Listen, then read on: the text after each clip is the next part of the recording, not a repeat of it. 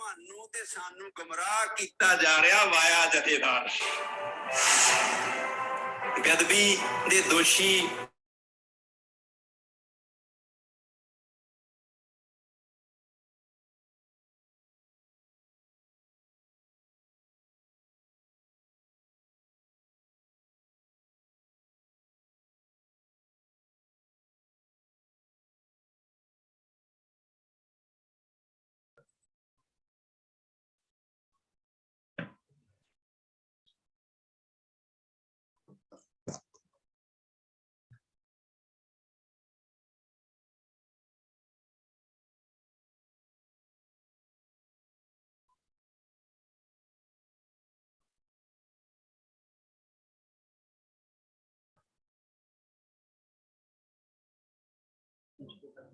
हाँ जी, सारे जुड़े हुए मैंबर साहबान नूं फतेह प्रवान होवे जी। वाहिगुरू जी का खालसा, वाहिगुरू जी की फतेह। सारिਆਂ ਨੂੰ ਬੇਨਤੀ है प्लीज अपनी अपनी वीडियो जरूर ऑन कर लैन। हर बार ये बेनती सानू शुरू च करनी पैंदी है, सो प्लीज अपनी अपनी वीडियो जरूर, बेनती ना करनी पिया करे, आपे वीडियो ऑन कर लिया करो जी। साडा पिछले हफ्ते सवाल सीगा कि गुरबाणी साडा गुरु किवें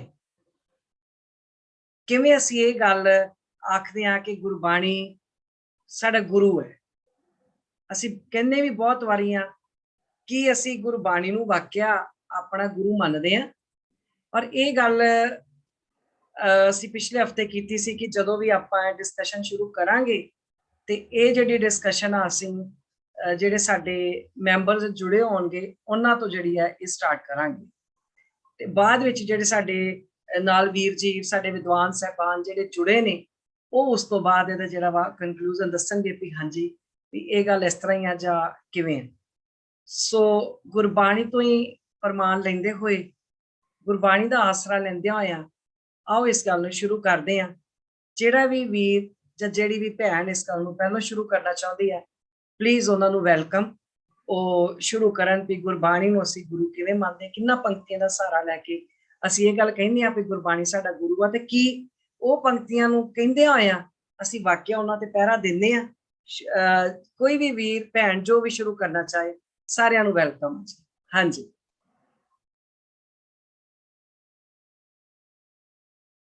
हाँ जी हाँ जी सत श्री अकाल।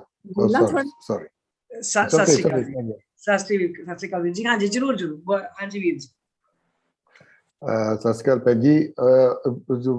ਅਸੀਂ ਥੋੜੀ ਜੀ ਬਰੀਫ ਇੰਟਰੋਡਕਸ਼ਨ ਨਾ ਕਰ ਲਈਏ ਸਾਰਿਆਂ ਦੀ, where we are from, ਕੀ ਕਰਦੇ ਆ ਅਸੀਂ। I think that be a better way to start. Gulbag ਜੀ ਸਤ श्री ਅਕਾਲ। ਤੁਹਾਨੂੰ ਪਛਾਣਿਆ ਕਿ ਨਹੀਂ? नैरोबी तो रवि मेर जी थोड़ा चेहरा ही ऐसा है कि हो ही नहीं सकता कि बंदा ना पछाणे। बहुत धन्यवाद। Please to see you again. बहुत ही खुशी वाली गल। हाँ जी मेरा नाम रविंदर है, सारे मन रवि तो जानते हैं। मैं नैरोबी तो हाँ ते मैं सैकटरी हाँ सिख काउंसिल कीनिया दा जी। जी आया नु वीर जी वेलकम। बहुत बढ़िया। ते मैं ये पूछना सी कि हुण मेरे वीर दविंदर सिंह जी की करदे आ? Very well, he is very good. As a matter of fact, last week as हम याद कर रहे थे, we wanted to ask the council to give Africa a platform on the global stage. We want representation. Yeah, I talked to him yesterday, and I think that's on the way. And let's move on. But I would really appreciate what you just said. Let's have 1 to 2 minute introduction of the participants so everybody knows each other. Thank you.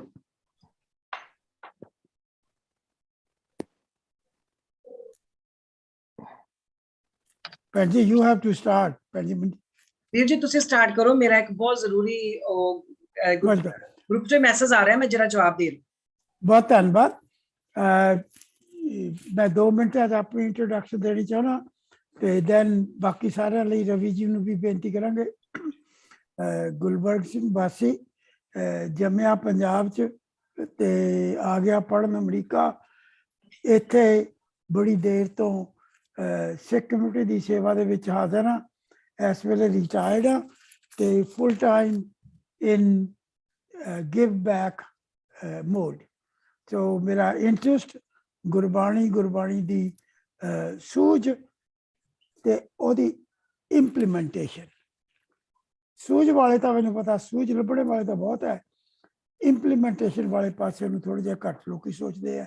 And that's my focus. ਆਪ ਜੀ ਦਾ ਬਹੁਤ ਧੰਨਵਾਦ। ਹਾਂਜੀ, ਬਹੁਤ ਧੰਨਵਾਦ ਵੀਰ ਜੀ। ਹਾਂਜੀ, ਸਾਡੇ ਵੀਰ ਡਾਕਟਰ ਸਰਬਜੀਤ ਸਿੰਘ ਜੀ, ਪਲੀਜ਼ ਵੀਰ ਜੀ ਤੁਸੀਂ ਵੀ ਇੰਨੀ ਇੰਟਰੋਡਕਸ਼ਨ ਆਪਣੀ ਥੋੜੀ ਦੇ ਦਿਓ। ਵਾਹਿਗੁਰੂ ਜੀ ਕਾ ਖਾਲਸਾ, ਵਾਹਿਗੁਰੂ ਜੀ ਵਾਹਿਗੁਰੂ ਕੀ ਜੀ ਫਤਿਹ। ਕੀ ਵੀਰ ਜੀ ਫਤਿਹ। ਮੇਰਾ ਜੰਪਲ ਵੈਸੇ ਪੰਜਾਬ ਤੋਂ ਹੀ ਆ। ਉੱਥੇ BSc ਵੀ ਗੁਰੂ ਨਾਨਕ ਯੂਨੀਵਰਸਿਟੀ ਤੋਂ ਹੀ ਕੀਤੀ ਸੀਗੀ, MSc ਪੰਜਾਬ ਯੂਨੀਵਰਸਿਟੀ ਪਟਿਆਲਾ। ਉਸ ਤੋਂ ਬਾਅਦ ਸਾਇੰਟੀਫਿਕ ਰਿਸਰਚ ਫੀਲਡ 'ਚ ਆ ਗਏ ਤੇ ਨਾਲ ਹੀ ਨਾਲ ਸ਼ੌਂਕ ਇਹ ਵੀ ਚੜ ਗਿਆ ਗੁਰਬਾਣੀ ਦਾ, ਕਿ ਗੁਰਬਾਣੀ ਦੀ ਵੀ ਥੋੜੀ ਇਹਨੂੰ ਖੋਜ ਕਰਨੀ ਚਾਹੀਦੀ ਆ। ਸੋ ਕਾਫੀ ਸਾਲਾਂ ਤੋਂ ਇਸ ਵਿਸ਼ੇ ਵੱਲ ਵੀ ਧਿਆਨ ਰਿਹਾ ਤੇ ਹੌਲੀ ਹੌਲੀ ਪਹਿਲਾਂ ਤੇ ਜ਼ਰੂਰੀ ਹੁੰਦਾ ਕਿ ਸਿੱਖਣਾ ਹੀ ਸ਼ੁਰੂ ਕਰੋ ਤੇ ਹੌਲੀ ਹੌਲੀ ਸਿੱਖ ਕੇ ਫਿਰ ਥੋੜੇ ਲੇਖ ਲਿਖਣੇ ਵੀ ਸ਼ੁਰੂ ਕੀਤੇ ਮੈਗਜ਼ੀਨ ਵਿੱਚ ਜਾਂ ਇੰਟਰਨੈਟ ਮੈਗਜ਼ੀਨ ਵਿੱਚ। sikhmarg.com ਵਿੱਚ ਮੇਰੇ ਕਾਫੀ ਲੇਖ ਜਿਹੜੇ ਹੈ ਆ ਚੁੱਕੇ ਆ। ਔਰ ਮੇਰਾ ਬੇਸਿਸ ਜਾਂ ਟਾਰਗੇਟ ਮੋਸਟਲੀ ਇਹ ਹੁੰਦਾ ਸੀਗਾ ਕਿ ਗੁਰਬਾਣੀ ਤੋਂ ਕੋਈ ਵੀ ਟੌਪਿਕ ਆਇਆ ਵਾ ਉਸ ਦੇ ਨਾਲ ਦੇ ਵੱਖ-ਵੱਖ ਤਰ੍ਹਾਂ ਦੇ ਸ਼ਬਦ ਜਿਹੜੇ ਹੈਗੇ ਆ ਉਹਨਾਂ ਨੂੰ ਇਕੱਠੇ ਕਰੋ, ਫਿਰ ਉਹਨਾਂ ਨੂੰ ਕੰਬਾਈਨ ਕਰਕੇ ਤੇ ਕਨਕਲੂਜਨ ਕੱਢਣ ਦੀ ਕੋਸ਼ਿਸ਼ ਕਰੋ ਕਿ ਗੁਰੂ ਮਹਾਰਾਜ ਅਸਲ ਵਿੱਚ ਇਸ ਵਿਸ਼ੇ ਤੇ ਕੀ ਸਾਨੂੰ ਸਿੱਖਿਆ ਦੇਣਾ ਚਾਹੁੰਦੇ ਸੀਗੇ। ਔਰ ਇਹ ਵੀ ਚੱਲਦਾ ਰਿਹਾ। ਫਿਰ ਕੋਸ਼ਿਸ਼ ਕੀਤੀ ਕਿ ਗੁਰਮਤਿ ਤੇ ਸਾਇੰਸ ਤੇ ਨਾਮ ਸੰਬੰਧੀ ਤੇ ਜਾਂ ਬੱਚੇ ਆਪਣੇ ਮਾਤਾ ਪਿਤਾ ਦਾ ਕਹਿਣਾ ਮੰਨਦੇ ਆ, ਇਹੋ ਜਿਹੀ ਨਾਲ ਦੀ ਜਿਹੜੀ ਹੈਗੀ ਜਾਂ ਸਾਡਾ ਸਿੱਖ ਹਿਸਟਰੀ ਦਾ ਗੁਰੂ ਗ੍ਰੰਥ ਸਾਹਿਬ ਦੇ ਆਧਾਰ ਤੇ ਜਿਹੜੀ ਖੋਜ ਬਣਦੀ ਹੈ, ਜਿਸ ਤਰ੍ਹਾਂ ਗੁਰੂ ਨਾਨਕ ਸਾਹਿਬ ਦੇ ਜਾਂ ਕਿਸੇ ਵੀ ਗੁਰੂ ਸਾਹਿਬ ਦੇ ਨਾਲ ਦੇਵ ਨਾਮ ਨਹੀਂ ਲੱਗਾ, ਜਾਂ ਗੁਰੂ ਨਾਨਕ ਸਾਹਿਬ ਨੇ ਜਿਹੜੇ ਹੈਗੇ ਆ ਬਹੁਤ ਸਾਰੀਆਂ ਕਿੰਨੀਆਂ ਲੈਂਗੁਏਜ ਦਾ ਗਿਆਨ ਸੀ ਉਹਨਾਂ ਨੂੰ। ਔਰ 15 ਭਗਤ ਕੀ ਉਹ ਗੁਰਬਾਣੀ ਜੋ ਜਿਨ੍ਹਾਂ ਦਾ ਅਸੀਂ ਕਹਿੰਦੇ ਆ ਕਿ ਉਹ ਗੁਰੂ ਨਾਨਕ ਸਾਹਿਬ ਤੋਂ ਪਹਿਲੇ ਬਹੁਤ ਸਾਰੇ ਹੋਏ ਆ, ਕਿ ਵਾਕਈ ਹੋਏ ਸੀ ਕਿ ਇਹ ਬਣਾਇਆ ਗਿਆ ਹੈ ਵਾ, ਕਿਉਂਕਿ ਇਹ ਸਾਰੀਆਂ ਖੋਜਾਂ ਦੇ ਆਧਾਰ ਤੇ ਜਿਹੜਾ ਹੈਗਾ ਕੋਸ਼ਿਸ਼ ਕੀਤੀ ਹੈਗੀ ਆ। ਔਰ ਨਾਲ ਕੋਸ਼ਿਸ਼ ਕਰੀਦੀ ਹੈਗੀ ਆ ਕਿ ਜਿੱਥੇ ਵੀ ਜੇ ਕਿਤੇ ਚਾਂਸ ਲਿਖਦਾ ਵਾ ਤੇ ਗੁਰਮਤਿ ਦੀ ਸਾਂਝ ਵੀ ਕੀਤੀ ਜਾਵੇ। ਵਾਹਿਗੁਰੂ ਜੀ ਕਾ ਖਾਲਸਾ, ਵਾਹਿਗੁਰੂ ਜੀ ਕੀ ਫਤਿਹ। ਹਾਂਜੀ, ਵੀਰ ਰਵਿੰਦਰ ਸਿੰਘ ਜੀ, ਕਿਉਂਕਿ ਤੁਸੀਂ ਗੱਲ ਦੀ ਸ਼ੁਰੂਆਤ ਕੀਤੀ ਸੀ ਤੇ ਤੁਸੀਂ ਆਪਣੇ ਬਾਰੇ ਹੁਣ ਥੋੜਾ ਜਿਹਾ ਪਲੀਜ਼ ਦੱਸੋ। ਹਾਂਜੀ, ਵਾਹਿਗੁਰੂ ਜੀ ਕਾ ਖਾਲਸਾ, ਵਾਹਿਗੁਰੂ ਜੀ ਕੀ ਫਤਿਹ ਸਾਰਿਆਂ ਨੂੰ। ਮੇਰਾ ਨਾਮ ਰਵਿੰਦਰ ਸਿੰਘ, ਜਿੱਦਾਂ ਤੁਹਾਨੂੰ ਸਾਰਿਆਂ ਨੂੰ ਸਕਰੀਨ ਤੇ ਦਿਸਦਾ ਹੋਏਗਾ। ਮੈਂ ਨੈਰੋਬੀ ਦੇ ਰਹਿਣ ਵਾਲੇ ਹਾਂ। ਅਸੀਂ ਪਿਛਲੇ ਮਨਾਦਾ 120 ਸਾਲਾਂ ਤੋਂ ਇੱਥੇ ਹਾਂ। ਸਾਡੀਆਂ ਮਾਈ grand children are the 5th generation in Kenya. We are business people. ਤੇ ਮੈਂ ਕਾਉਂਸਲ ਦਾ ਕੰਮ ਜਿੱਦਾਂ ਗੁਲਬਾਗ ਭਾਜੀ ਕਹਿੰਦੇ we are in give back mode. ਉਮਰ ਸਾਡੀ ਏਦਾਂ ਹੋ ਗਈ, ਮੈਂ ਅੰਮ੍ਰਿਤ ਛਕਿਆ ਕੁਝ 7 ਸਾਲ ਪਹਿਲੇ ਤੇ ਬਹੁਤ ਖੁਸ਼ ਹਾਂ ਮੈਂ ਉਸ ਵੇਲੇ। I really do wish I had done it many years ago, many years before that. Thank you. ਮੈਂ ਨੈਰੋਬੀ ਦਾ ਪੜ੍ਹਿਆ, ਜੰਮਿਆ, ਪਲਿਆ, ਲਿਖਿਆ, ਸਭ ਕੁਝ ਨੈਰੋਬੀ ਚ, Kenya, it's in East Africa. ਜੀ ਜੀ ਜੀ, ਰਾਈਟ। ਗੁਲਬਾਗ ਭਾਜੀ ਹੋਰੀ ਇੱਥੇ ਆ ਚੁੱਕੇ ਨੇ। ਅਸੀਂ ਇੱਕ ਮੀਟਿੰਗ ਵੀ ਕੀਤੀ ਸੀ ਗਲੋਬਲ ਕਾਉਂਸਲ ਦੀ ਇੱਥੇ many years back. ਜੀ 1960 ਸਾਡੇ ਨਾਲ ਹੋਰ ਵੀ ਮੈਂਬਰ ਸਾਹਿਬਾਨ ਜੁੜੇ ਨੇ। ਜੇ ਅਸੀਂ ਸਾਰਿਆਂ ਦੀ ਟੋਟਲ ਇੰਟਰੋਡਕਸ਼ਨ ਲਈ ਸਾਡਾ ਟਾਈਮ ਇਸ ਤਰ੍ਹਾਂ ਹੋ ਜਾਣਾ। ਮੈਂ ਦੱਸ ਦਿੰਦੀ ਹਾਂ ਕਿ ਸਾਡੇ ਨਾਲ ਕਾਉਂਸਲਰ ਨੇ ਵਿੰਦਰੀ ਸੂਰੀ ਜੀ ਨਾਮ ਲਿਖਿਆ ਹੈ। ਅਸੀਂ ਇਸ ਮਤਲਬ ਕਾਉਂਸਲਿੰਗ ਦਿੰਦੇ ਨੇ ਸਾਡੇ, ਅਸੀਂ ਪਿਆਰ ਨਾਲ ਮੈਂ ਤੇ ਭੂਆ ਜੀ ਕਹਿੰਦੀ ਹਾਂ, ਬਾਕੀ ਭੈਣ ਜੀ ਵੀ ਕਹਿੰਦੇ ਨੇ। ਤੇ ਇਹ ਬਹੁਤ ਵਧੀਆ ਤਰੀਕਾ ਹੈ ਗੁਰਬਾਣੀ ਦੇ ਬੇਸ ਤੇ ਪ੍ਰੋੜਾਬਾਦ ਜਿਹੜਾ ਵਾ ਉਹਨੂੰ ਵੀ ਇਹ ਲੈ ਕੇ ਸਮਝਾਉਂਦੇ ਨੇ, ਬੜਾ ਵਧੀਆ ਤਰੀਕੇ ਨਾਲ ਦੱਸਦੇ ਨੇ। ਡਾਕਟਰ ਜਸਪਾਲ ਕੌਰ ਕੰਗ ਜੀ ਨੇ ਜੁੜੇ ਹੋਏ, ਭੈਣ ਜੀ ਅਵਿਨਾਸ਼ ਕੌਰ ਜੀ ਨੇ, ਗੁਰਜੋਤ ਸਿੰਘ ਨਲਵੀ ਜੀ ਨੇ, ਬਲਵਿੰਦਰ ਸਿੰਘ ਜੀ ਹੈ, ਬਲਵਿੰਦਰ ਕੌਰ ਜੀ, ਇਹ ਸਾਰੇ ਮਤਲਬ ਜਿਹੜੇ ਵੀਰ ਭੈਣਾਂ ਸਾਡੇ ਨਾਲ ਜੁੜੇ ਨੇ, ਸਾਰੇ ਗੁਰਬਾਣੀ ਨਾਲ ਬਹੁਤ ਪ੍ਰੇਮ ਰੱਖਣ ਵਾਲੇ। ਔਰ ਅਸੀਂ ਇੱਕ ਦੂਜੇ ਕੋਲੋਂ ਸਿੱਖਣ ਵਾਸਤੇ ਇਸ ਜਗ੍ਹਾ ਤੇ ਅਸੀਂ ਇਕੱਠੇ ਹੋਏ ਹਾਂ ਤੇ ਅਸੀਂ ਇੱਕ ਦੂਸਰੇ ਦੇ ਕੋਲੋਂ ਕੁਝ ਸਿੱਖ ਸਕੀਏ ਤੇ ਆਪਣੀ ਆਉਣ ਵਾਲੀਆਂ ਜਿਹੜੀਆਂ ਪੀੜ੍ਹੀਆਂ ਉਹਨਾਂ ਨੂੰ ਅਸੀਂ, ਜਿਹੜੇ ਬੱਚੇ ਟੁੱਟੇ ਹੋਏ ਨੇ ਜਾਂ ਬੱਚੇ ਸਿੱਖਾਂ ਦੇ ਘਰ 'ਚ ਵੀ ਜਨਮ ਲੈ ਕੇ ਸਾਨੂੰ ਦੱਸਣਾ ਪੈਂਦਾ ਹੈ ਕਿ ਗੁਰੂ ਗ੍ਰੰਥ ਸਾਹਿਬ ਤੁਹਾਡਾ ਪਿਓ, ਇਹ ਗੱਲ ਕਹਿਣੀ ਪੈਂਦੀ, ਇਹ ਕਹਿਣੀ ਨਾ ਪਵੇ ਕਿ ਸਾਡਾ ਮਾਂ ਬਾਪ ਇਹ ਆ, ਬੱਚਿਆਂ ਨੂੰ ਪਤਾ ਹੋਵੇ। ਸੋ ਅਸੀਂ ਅੱਜ ਆਪਣਾ ਪਹਿਲਾ ਸਵਾਲ ਲੈਂਦੇ ਹਾਂ। ਮੇਰੇ ਨਾਲ ਡਾਕਟਰ ਜਸਪਾਲ ਕੌਰ ਜੀ ਦੀ ਗੱਲ ਹੋਈ ਸੀ ਤੇ ਉਹਨਾਂ ਨੇ ਇਹ ਗੱਲ ਆਖੀ ਸੀ ਵੀ ਮੈਂ ਸ਼ੁਰੂਆਤ ਕਰਾਂਗੀ ਵੀ ਇਸ ਸਵਾਲ ਦਾ ਜਿਹੜਾ ਜਵਾਬ ਆ। ਤੇ ਹਾਂਜੀ ਦੀਦੀ ਤੁਸੀਂ ਪਲੀਜ਼ ਸ਼ੁਰੂਆਤ ਕਰੋ ਵੀ ਗੁਰਬਾਣੀ ਨੂੰ ਅਸੀਂ ਗੁਰੂ ਆਖਦੇ ਆ, ਪਰ ਕੀ ਅਸੀਂ ਗੁਰੂ ਇੱਕ ਤੇ ਆਖਦੇ ਕਿਉਂ ਅਸੀਂ ਕਹਿੰਦੇ ਆ ਵੀ ਗੁਰਬਾਣੀ ਗੁਰੂ ਆ ਸਾਡਾ, ਤੇ ਜੇ ਅਸੀਂ ਆਖਦੇ ਆ ਤੇ ਕੀ ਅਸੀਂ ਮੰਨਦੇ ਆ? ਪਲੀਜ਼ ਹਾਂਜੀ ਓਵਰ ਟੂ ਯੂ ਦੀਦੀ ਪਲੀਜ਼। ਹਾਂਜੀ, ਵਾਹਿਗੁਰੂ ਜੀ ਕਾ ਖਾਲਸਾ, ਵਾਹਿਗੁਰੂ ਜੀ ਕੀ ਫਤਿਹ ਜੀ। ਬਹੁਤ ਪਿਆਰੇ ਮੇਰੇ ਵੀਰੋ ਤੇ ਭੈਣੋ, ਸਵਾਲ ਹੈਗਾ ਕਿ ਗੁਰਬਾਣੀ ਗੁਰੂ ਕਿਵੇਂ? ਸੋ ਜੇ ਇਸ ਪ੍ਰਸ਼ਨ ਦਾ ਅਸੀਂ ਜਵਾਬ ਲੱਭਣਾ ਹੋਵੇ ਤਾਂ ਇਹਨੂੰ ਅਸੀਂ ਗੁਰੂ ਗ੍ਰੰਥ ਸਾਹਿਬ ਜੀ ਟੈਕਸਟ ਵਿੱਚੋਂ ਹੀ ਲੱਭ ਸਕਦੇ ਹਾਂ, ਉਹਦੇ ਪਾਠ ਵਿੱਚੋਂ ਹੀ ਲੱਭ ਸਕਦੇ ਹਾਂ, ਕਿਉਂਕਿ ਗੁਰੂ ਗ੍ਰੰਥ ਸਾਹਿਬ ਦੇ ਵਿੱਚ ਬੜੇ ਸਪਸ਼ਟ ਸ਼ਬਦਾਂ ਦੇ ਵਿੱਚ ਬਾਣੀ ਨੂੰ ਗੁਰੂ ਕਿਹਾ ਗਿਆ ਹੈ। ਜੇ ਅਸੀਂ ਭਾਵੇਂ ਅਸੀਂ ਭਗਤਾਂ ਦੀ ਬਾਣੀ ਦੇਖ ਲਈਏ, ਭਾਵੇਂ ਅਸੀਂ ਭਗਤਾਂ ਦੀ ਬਾਣੀ ਦੇਖ ਲਈਏ, ਭਾਵੇਂ ਗੁਰੂ ਸਾਹਿਬਾਨ ਦੀ ਆਪਣੀ ਬਾਣੀ ਦੇਖ ਲਈਏ, ਸਭ ਵਿੱਚ ਇੱਕ ਇਹ ਸਪਸ਼ਟਤਾ ਹੈ ਕਿ ਜਿਹੜਾ ਗੁਰੂ ਹੈ ਉਹ ਬਾਣੀ ਰੂਪ ਹੈ। ਭਾਵ ਗੁਰੂ ਦੀ ਫਿਜ਼ੀਕਲ ਹੋਂਦ ਨੂੰ ਇੱਕ ਇਤਿਹਾਸ ਤੋਂ ਬਾਅਦ, ਸਾਡੇ 10 ਗੁਰੂਆਂ ਦੀ ਸਰੀਰਕ ਹੋਂਦ ਤੋਂ ਬਾਅਦ ਗੁਰੂ ਨੂੰ ਬਾਣੀ ਰੂਪ ਦੇ ਵਿੱਚ ਲਿਆ ਗਿਆ ਹੈ। ਸਾਡੇ ਪਹਿਲੇ 10 ਗੁਰੂ ਜਿਹੜੇ ਹੈਗੇ ਨੇ ਸਿੱਖ ਪਰੰਪਰਾ ਦੇ ਵਿੱਚ, ਉਹ ਫਿਜ਼ੀਕਲ ਹੋਂਦ ਵਿੱਚ ਸਨ, ਔਰ ਫਿਜ਼ੀਕਲ ਹੋਂਦ ਦੇ ਵਿੱਚ ਵੀ ਉਹਨਾਂ ਨੇ ਆਪਣੇ ਆਪਣੇ ਸਮੇਂ ਦੇ ਵਿੱਚ ਸ਼ਬਦ ਗੁਰੂ ਦੀ, ਬਾਣੀ ਗੁਰੂ ਦੀ ਮਹੱਤਤਾ ਨੂੰ ਬਹੁਤ ਸਮਝਾਇਆ ਹੈ ਸਾਨੂੰ। ਤੇ ਉਸ ਤੋਂ ਬਾਅਦ ਜਿਹੜਾ ਇਹ ਸ਼ਬਦ ਹੈ ਬਾਣੀ ਦੇ ਰੂਪ ਵਿੱਚ ਗੁਰੂ ਗ੍ਰੰਥ ਸਾਹਿਬ ਬਣਿਆ, ਤੇ ਗ੍ਰੰਥ ਸਾਹਿਬ ਨੂੰ ਗੁਰਤਾ ਗੱਦੀ ਦੇਣ ਤੋਂ ਬਾਅਦ ਗੁਰੂ ਬਣਿਆ। ਹੁਣ ਗੱਲ ਇਹ ਹੈ ਕਿ ਜਦੋਂ ਗੁਰੂ ਰਾਮਦਾਸ ਜੀ ਕਹਿੰਦੇ ਨੇ ਬਾਣੀ ਗੁਰੂ, ਗੁਰੂ ਹੈ ਬਾਣੀ, ਹੁਣ ਇੱਕ ਲਾਈਨ ਅੱਧੀ ਹੈ ਨਾ, ਇਹਦੇ ਵਿੱਚ 2 ਵਾਰੀ ਜ਼ੋਰ ਦਿੱਤਾ ਗਿਆ ਹੈ, ਬਾਣੀ ਗੁਰੂ ਹੈ ਤੇ ਗੁਰੂ ਬਾਣੀ ਹੈ। ਤੇ ਜਦੋਂ ਗੁਰੂ ਸਾਨੂੰ ਇਸ ਤਰ੍ਹਾਂ ਐਮਫੈਸਿਸ ਕਰਕੇ ਸਮਝਾਉਂਦੇ ਨੇ ਇੱਕ ਚੀਜ਼ ਨੂੰ, ਅੱਧੀ ਲਾਈਨ ਦੇ ਵਿੱਚ 2 ਵਾਰੀ ਦੁਹਰਾਉਂਦੇ ਨੇ, ਮਤਲਬ ਉਹਨੂੰ ਦੁਹਰਾਉਂਦੇ ਨੇ, ਇਹਦਾ ਮਤਲਬ ਹੈ ਉਹ ਸਾਡੇ ਅੰਦਰ ਇੱਕ ਤਾਂ ਮਜ਼ਬੂਤੀ ਦੇ ਨਾਲ ਉਹ ਗੱਲ ਪਾਣਾ ਚਾਹੁੰਦੇ ਨੇ, ਦੂਜੀ ਗੱਲ ਦੁਹਰਾਓ ਕਰਕੇ ਸਾਡੇ ਮਨ 'ਚ ਰਜਿਸਟਰ ਕਰਨਾ ਚਾਹੁੰਦੇ ਨੇ ਕਿ ਹੈ ਇਹ ਗੁਰੂ ਜਿਹੜਾ ਹੈ ਇਹ ਬਾਣੀ ਰੂਪ ਹੈ, ਇਹਦਾ ਬਾਣੀ ਰੂਪ ਹੈ। ਬਾਣੀ ਰੂਪ ਦਾ ਕੀ ਮਤਲਬ ਹੈ ਕਿ ਗੁਰੂ ਜੋ ਸਿੱਖਿਆ ਦੇ ਰਿਹਾ ਹੈ, ਜੋ ਟੀਚਿੰਗਸ ਦੇ ਰਿਹਾ ਹੈ, ਗੁਰੂ ਜਿਹਦੇ ਅੰਦਰੋਂ ਜੋ ਸਾਨੂੰ ਦੇਵੀ ਅਵੇਸ਼ ਦੇ ਰਿਹਾ ਹੈ, ਉਹ ਗੁਰੂ ਰੂਪ ਹੈ, ਉਹ ਗੁਰੂ ਬਾਣੀ ਰੂਪ ਹੈ। ਹੁਣ ਦੇਖੋ ਕਿ ਜਿਹੜੀ ਫਿਜ਼ੀਕਲ ਹੋਂਦ ਹੈ, ਗੁਰੂ ਸਾਹਿਬਾਂ ਨੇ ਆਪ ਹੀ ਕਹੀ ਹੈ ਕਿ ਉਹ ਅਸਥਾਈ ਹੈ, ਉਹ ਛਿਨ ਭੰਗਰ ਹੈ, ਉਹ ਬਹੁਤਾ ਚਿਰ ਨਹੀਂ ਟਿਕਦੀ, ਪਰ ਸ਼ਬਦ ਜਿਹੜਾ ਹੈ ਇਹ ਸਥਾਈ ਹੈ, ਚਿਰ ਸਥਾਈ ਹੈ।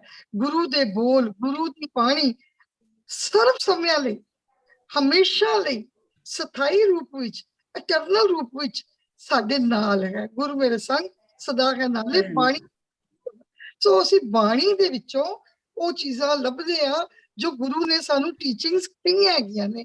ਗੁਰੂ ਸਾਹਿਬ ਦੱਸਦੇ ਨੇ, ਪਰਮਾਤਮਾ ਦਾ ਰੂਪ ਦੱਸਦੇ ਨੇ, ਸਖਸ਼ੀ ਜੀਵਨ ਬਾਰੇ ਦੱਸਦੇ ਨੇ, ਸਮਾਜਿਕ ਜੀਵਨ ਬਾਰੇ ਦੱਸਦੇ ਨੇ, ਰਾਜਸੀ ਜੀਵਨ ਬਾਰੇ ਦੱਸਦੇ ਨੇ, ਅਧਿਆਤਮਿਕ ਜੀਵਨ ਬਾਰੇ ਦੱਸਦੇ ਨੇ, ਪੂਰੇ ਸੰਪੂਰਨ ਜੀਵਨ ਬਾਰੇ ਦੱਸਦੇ ਨੇ, ਕਿੱਥੇ ਕਿੱਥੇ ਕੀ ਆਦੇਸ਼ ਪਾਲਣੇ ਨੇ, ਕਿੱਥੇ ਕਿੱਥੇ ਕੀ ਚੀਜ਼ਾਂ ਅਸੀਂ ਨਹੀਂ ਕਰਨੀਆਂ। ਅਸੀਂ ਦੇਖੋ ਕਿ ਸ਼ਬਦ ਦੀ ਜਿਹੜੀ ਪਰੰਪਰਾ ਹੈ ਇਹ ਚੱਲੀ ਹੋਈ ਹੈ ਗੁਰੂ ਨਾਨਕ ਸਾਹਿਬ ਤੋਂ ਹੀ। ਜਦੋਂ ਗੁਰੂ ਨਾਨਕ ਸਾਹਿਬ ਨੇ ਸਿੱਧ ਗੋਸ਼ਟੀ ਬਾਣੀ ਰਚੀ ਤੇ ਉਹਦੇ ਵਿੱਚ ਹੀ ਜਦੋਂ ਉਹ ਚਰਪਟ ਨਾਥ ਨਾਲ ਮਿਲਦੇ ਨੇ ਤਾਂ ਉਹ ਸਵਾਲ ਕਰਦਾ, ਮੈਂ ਇੱਥੇ ਮਲਿਕ ਕਹਿੰਦਾ ਕਿ ਦੁਨੀਆ ਸਾਗਰ ਦੁੱਤਰ ਕਹੀਏ ਕਿਉਂ ਕਰ ਪਾਈਏ ਪਾਰ, ਕਿ ਦੁਨੀਆ ਦਾ ਸਾਗਰ ਤਰਨਾ ਬਹੁਤ ਔਖਾ ਹੈ। ਗੁਰੂ ਸਾਹਿਬ ਨਾਨਕ ਜੀ ਸਾਨੂੰ ਦੱਸੋ ਕਿ ਅਸੀਂ ਕਿਵੇਂ ਪਾਰ ਕਰੀਏ। ਚਰਪਟ ਕਹਿੰਦਾ, ਚਰਪਟ ਬੋਲੇ ਉਦੋਂ ਨਾਨਕ ਦੇ ਸੱਚਾ ਵਿਚਾਰੋ। ਤੇ ਗੁਰੂ ਨਾਨਕ ਸਾਹਿਬ ਕੀ ਕਹਿੰਦੇ ਨੇ, ਜੈਸੇ ਜਲ ਮੈਂ ਕਮਲ ਨਿਰਾਲਮ, ਮੁਰਗਾਈ ਨਿਸਾਣੇ, ਸੁਰਤ ਸਬਦ ਭਵ ਸਾਗਰ ਤਰੀਏ, ਨਾਨਕ ਨਾਮ ਵਖਾਣੇ। ਇੱਕ ਸ਼ਬਦ, ਇੱਕ ਗੱਲ ਇੱਥੇ ਹੋਰ ਵੀ ਕਲੀਅਰ ਕਰਨਾ ਚਾਹੁੰਦੀ ਹਾਂ ਕਿ ਬਾਣੀ ਤੇ ਸ਼ਬਦ ਦੋਨੋਂ ਇੱਕੋ ਹੀ ਚੀਜ਼ ਹੈਗੇ ਨੇ। ਗੁਰੂ ਗ੍ਰੰਥ ਸਾਹਿਬ ਦੇ ਵਿੱਚ ਜਿੱਥੇ ਜਿੱਥੇ ਸ਼ਬਦ ਹੈ ਉਹ ਬਾਣੀ ਦਾ ਅਰਥ ਵੀ ਦਿੰਦਾ ਹੈ, ਜਿੱਥੇ ਜਿੱਥੇ ਬਾਣੀ ਹੈ ਉਹ ਸ਼ਬਦ ਦਾ ਅਰਥ ਵੀ ਦਿੰਦੀ ਹੈ। ਸੋ ਸ਼ਬਦ ਥੋੜਾ ਸੂਖਮ ਰੂਪ ਵਿੱਚ ਹੁੰਦਾ ਹੈ, ਬਾਣੀ ਲਿਖਤ ਰੂਪ ਵਿੱਚ ਹੈ ਸਾਡੇ ਕੋਲ। ਬਾਣੀ ਨੂੰ ਹੀ ਸੰਗ੍ਰਹਿ ਕਰਕੇ ਗੁਰੂ ਗ੍ਰੰਥ ਸਾਹਿਬ ਦਾ ਕੀਤਾ ਗਿਆ। ਸੋ ਸ਼ਬਦ ਗੁਰੂ ਸੁਰਤ ਧਨ ਚੇਲਾ ਦੇ ਉੱਤੇ ਗੁਰੂ ਸਾਹਿਬ ਨੇ ਕਿਹਾ ਕਿ ਇਸ ਸ਼ਬਦ ਗੁਰੂ ਨੂੰ ਆਪਣੀ ਸੁਰਤ ਦੇ ਵਿੱਚ ਬਿਠਾਣਾ ਹੈ। ਸੋ ਸੁਰਤ ਦੇ ਵਿੱਚ ਬਿਠਾ ਕੇ ਹੀ ਅਸੀਂ ਉਹਨਾਂ ਦੇ ਬੋਲਾਂ ਨੂੰ, ਉਹਨਾਂ ਦੀਆਂ ਸੇਇੰਗਸ ਨੂੰ, ਉਹਨਾਂ ਦੀਆਂ ਟੀਚਿੰਗਸ ਨੂੰ ਅਮਲੀ ਰੂਪ ਪਹਿਨਾਣਾ ਹੈ। ਜਿਸ ਗੱਲ ਦੀ ਬਸੀ ਸਾਹਿਬ ਬਾਰ-ਬਾਰ ਗੱਲ ਕਰਦੇ ਨੇ ਕਿ ਇੰਪਲੀਮੈਂਟੇਸ਼ਨ ਵਾਲੇ ਪਾਸੇ ਸਾਡਾ ਧਿਆਨ ਹੋਈਏ, ਅਸੀਂ ਗੁਰੂ ਰੂਪ ਹੋ ਜਾਈਏ। ਹਰ ਕੋਈ ਹੋ ਸਕਦਾ, ਪਰ ਇਹਦੇ ਲਈ ਅਭਿਆਸ ਦੀ ਬਹੁਤ ਜ਼ਰੂਰਤ ਹੈ। ਨਿਰੰਤਰ ਉਸ ਸਾਧਨਾ ਨਾਲ ਜੁੜਨ ਦੀ ਬਹੁਤ ਜ਼ਰੂਰਤ ਹੈ। ਸੋ ਉਹਨੂੰ ਆਪਣੀ ਸੁਰਤ ਵਿੱਚ ਟਿਕਾਣਾ, ਜਿਹਦਾ ਜਪਜੀ ਵਿੱਚ ਬਾਰ-ਬਾਰ ਜ਼ਿਕਰ ਹੈ ਕਿ ਉਹਨੂੰ ਮੰਨੀਏ, ਉਹਨੂੰ ਸੁਣੀਏ, ਉਹਨੂੰ ਸੁਰਤ ਵਿੱਚ ਬਿਠਾਈਏ, ਤਾਂ ਹੀ ਅਸੀਂ ਇਸ ਭਵ ਸਾਗਰ ਤੋਂ ਪਾਰ ਹੋ ਸਕਦੇ ਹਾਂ। ਸੋ ਸਾਰਾ ਸਿੱਖ ਫਲਸਫਾ, ਸਾਰਾ ਗੁਰਮਤ ਦਾ ਫਲਸਫਾ ਇਸੇ ਉੱਤੇ ਆਧਾਰਿਤ ਹੈ ਕਿ ਸ਼ਬਦ ਗੁਰੂ ਹੈ, ਸ਼ਬਦ ਅਤੇ ਬਾਣੀ ਗੁਰੂ ਹੈ। ਗੁਰੂ ਉਹ ਹੈ ਜੋ ਸਾਡੀ ਅਗਿਆਨਤਾ ਨੂੰ ਦੂਰ ਕਰਦਾ ਹੈ। ਗੁਰੂ ਉਹ ਹੈ ਜੋ ਸਾਡੀ ਆਤਮਾ ਨੂੰ ਪ੍ਰਕਾਸ਼ਮਾਨ ਕਰਦਾ ਹੈ। ਗੁਰੂ ਉਹ ਹੈ ਜੋ ਰਾਹ ਦੱਸੇਦਾ ਹੈ, ਸਾਨੂੰ ਅਗਵਾਈ ਦਿੰਦਾ ਹੈ ਅਧਿਆਤਮਕ ਜੀਵਨ ਦੀ ਵੀ ਤੇ ਸਖਸ਼ੀ ਜੀਵਨ ਵਿੱਚ ਵੀ, ਕਿਵੇਂ ਨੈਤਿਕ ਮੁੱਲਾਂ ਨਾਲ ਅਸੀਂ ਚੱਲਣਾ ਹੈ। ਸੋ ਗੁਰੂ ਭਾਵੇਂ ਸਰੀਰਕ ਰੂਪ ਵਿੱਚ ਨਹੀਂ ਰਹਿੰਦਾ, ਪਰ ਉਹਦੀ ਬਾਣੀ ਜਿਹੜੀ ਹੈ ਉਹ ਹਮੇਸ਼ਾ ਹੀ ਚਿਰ ਸਥਾਈ ਰਹਿੰਦੀ ਹੈ। ਮੈਂ ਕਿਉਂਕਿ ਲਿਟਰੇਚਰ ਦੀ ਸਟੂਡੈਂਟ ਹਾਂ ਤੇ ਮੈਨੂੰ ਸਾਡਾ ਇੱਕ ਬਹੁਤ ਅੱਛਾ ਪੋਇਟ ਹੈ ਸੁਰਜੀਤ ਪਾਤਰ, ਤੇ ਉਹ ਸ਼ਬਦ ਦੀ ਮਹਿਮਾ ਦੱਸਦਾ ਹੈ। ਮਤਲਬ ਉਹ ਤਾਂ ਇੱਕ, ਮਤਲਬ ਅਸੀਂ ਕਹਿ ਸਕਦੇ ਹਾਂ ਕਿ ਜਿਹੜਾ ਗੁਰਬਾਣੀ ਦਾ ਸ਼ਬਦ ਹੈ ਉਹ ਤਾਂ ਅਧਿਆਤਮਕਤਾ ਨਾਲ ਜੁੜਿਆ ਹੋਇਆ ਹੈ, ਪਰ ਫਿਰ ਵੀ ਜਿਹੜਾ ਸ਼ਬਦ ਜਿਹਦੇ ਰਾਹੀਂ ਅਸੀਂ ਕੋਈ ਸੰਦੇਸ਼ ਦਿੰਦੇ ਹਾਂ, ਉਹ ਕਹਿੰਦਾ ਵੀ ਇਹ ਜਿਹੜਾ ਹੈ, ਭਾਵੇਂ ਅਸੀਂ ਕਿੰਨੀਆਂ ਕਲਾਵਾਂ ਲੈ ਲਈਏ, ਭਾਵੇਂ ਅਸੀਂ ਰੰਗ ਲੈ ਲਈਏ, ਬੁਰਸ਼ ਲੈ ਲਈਏ, ਅਸੀਂ ਕੋਈ ਸੇ ਚੀਜ਼ ਨੂੰ ਉੱਕਰ ਦਈਏ ਤੇ ਵੀ ਇਹ ਹਮੇਸ਼ਾ ਚਿਰਸਥਾਈ ਰਹੇਗਾ, ਪਰ ਉਹ ਰੰਗ ਖੁਰ ਜਾਂਦੇ ਨੇ ਪਾਣੀ ਵਿੱਚ। ਜੇ ਅਸੀਂ ਸਮਝੀਏ ਕਿ ਸੰਗਮਰਮਰ ਦੇ ਵਿੱਚ ਲਿਖ ਦਈਏ ਤੇ ਉਹ ਵੀ ਜਿਹੜਾ ਹੈ ਉਹ ਮਿਟ ਜਾਂਦੇ ਨੇ, ਪਰ ਜੇ ਸ਼ਬਦ ਦੇ ਰੂਪ ਵਿੱਚ ਕੋਈ ਚੀਜ਼ ਲਿਖੀ ਰਵੇ ਤਾਂ ਉਹ ਹਮੇਸ਼ਾ ਹੀ ਲਿਖੀ ਰਹਿੰਦੀ ਹੈ ਤੇ ਸਾਡਾ ਰਾਹ ਦਸੇਰਾ ਕਰਦੀ ਹੈ। ਸੋ ਸਾਨੂੰ ਇਸ ਫਲਸਫੇ ਨੂੰ ਆਪਣੇ ਇੰਪਲੀਮੈਂਟ ਕਰਨਾ ਚਾਹੀਦਾ ਹੈ ਕਿ ਬਾਣੀ ਨੂੰ ਮੰਨਣਾ ਚਾਹੀਦਾ ਹੈ। ਅਸੀਂ ਬਾਣੀ ਨੂੰ ਮੱਥਾ ਟੇਕਦੇ ਹਾਂ, ਬਾਣੀ ਮਤਲਬ ਗੁਰੂ ਸਾਹਿਬ ਦੇ ਸੰਦੇਸ਼ ਨੂੰ ਮੱਥਾ ਟੇਕਦੇ ਆ, ਉਹਨੂੰ ਆਪਣੇ ਇੰਪਲੀਮੈਂਟ ਕਰਨ ਲਈ ਮੱਥਾ ਟੇਕਦੇ ਆ ਕਿ ਸਾਡੇ ਤੇ ਕਿਰਪਾ ਕਰੋ ਤੇ ਅਸੀਂ ਉਹਨੂੰ ਇੰਪਲੀਮੈਂਟ ਕਰੀਏ। ਸੋ ਇੰਨੇ ਕਿਉਂਕਿ ਬਹੁਤ ਲੰਬੀ ਵਿਸਤਾਰ ਕੀਤੀ ਜਾ ਸਕਦੀ ਹੈ, ਪਰ ਮੈਂ ਇੰਨੇ ਥੋੜੇ ਸ਼ਬਦਾਂ ਵਿੱਚ, ਕਿਉਂਕਿ ਸਭ ਨੇ ਬੋਲਣਾ ਹੈ, ਮੈਂ ਤੁਹਾਨੂੰ ਅੱਗੋਂ ਕਰਦੀਆਂ ਮੈਂ ਇੰਨਾ ਕਹਿ ਸਕਦੀ ਹਾਂ। ਹਾਂਜੀ ਦੀਦੀ, ਬਹੁਤ ਬਹੁਤ ਧੰਨਵਾਦ ਆਪ ਜੀ ਦਾ। ਬੜੇ ਪਿਆਰੇ ਸ਼ਬਦਾਂ ਦੇ ਵਿੱਚ ਤੁਸੀਂ ਸਾਂਝ ਪਾਈ ਹੈ ਸਾਡੇ ਨਾਲ।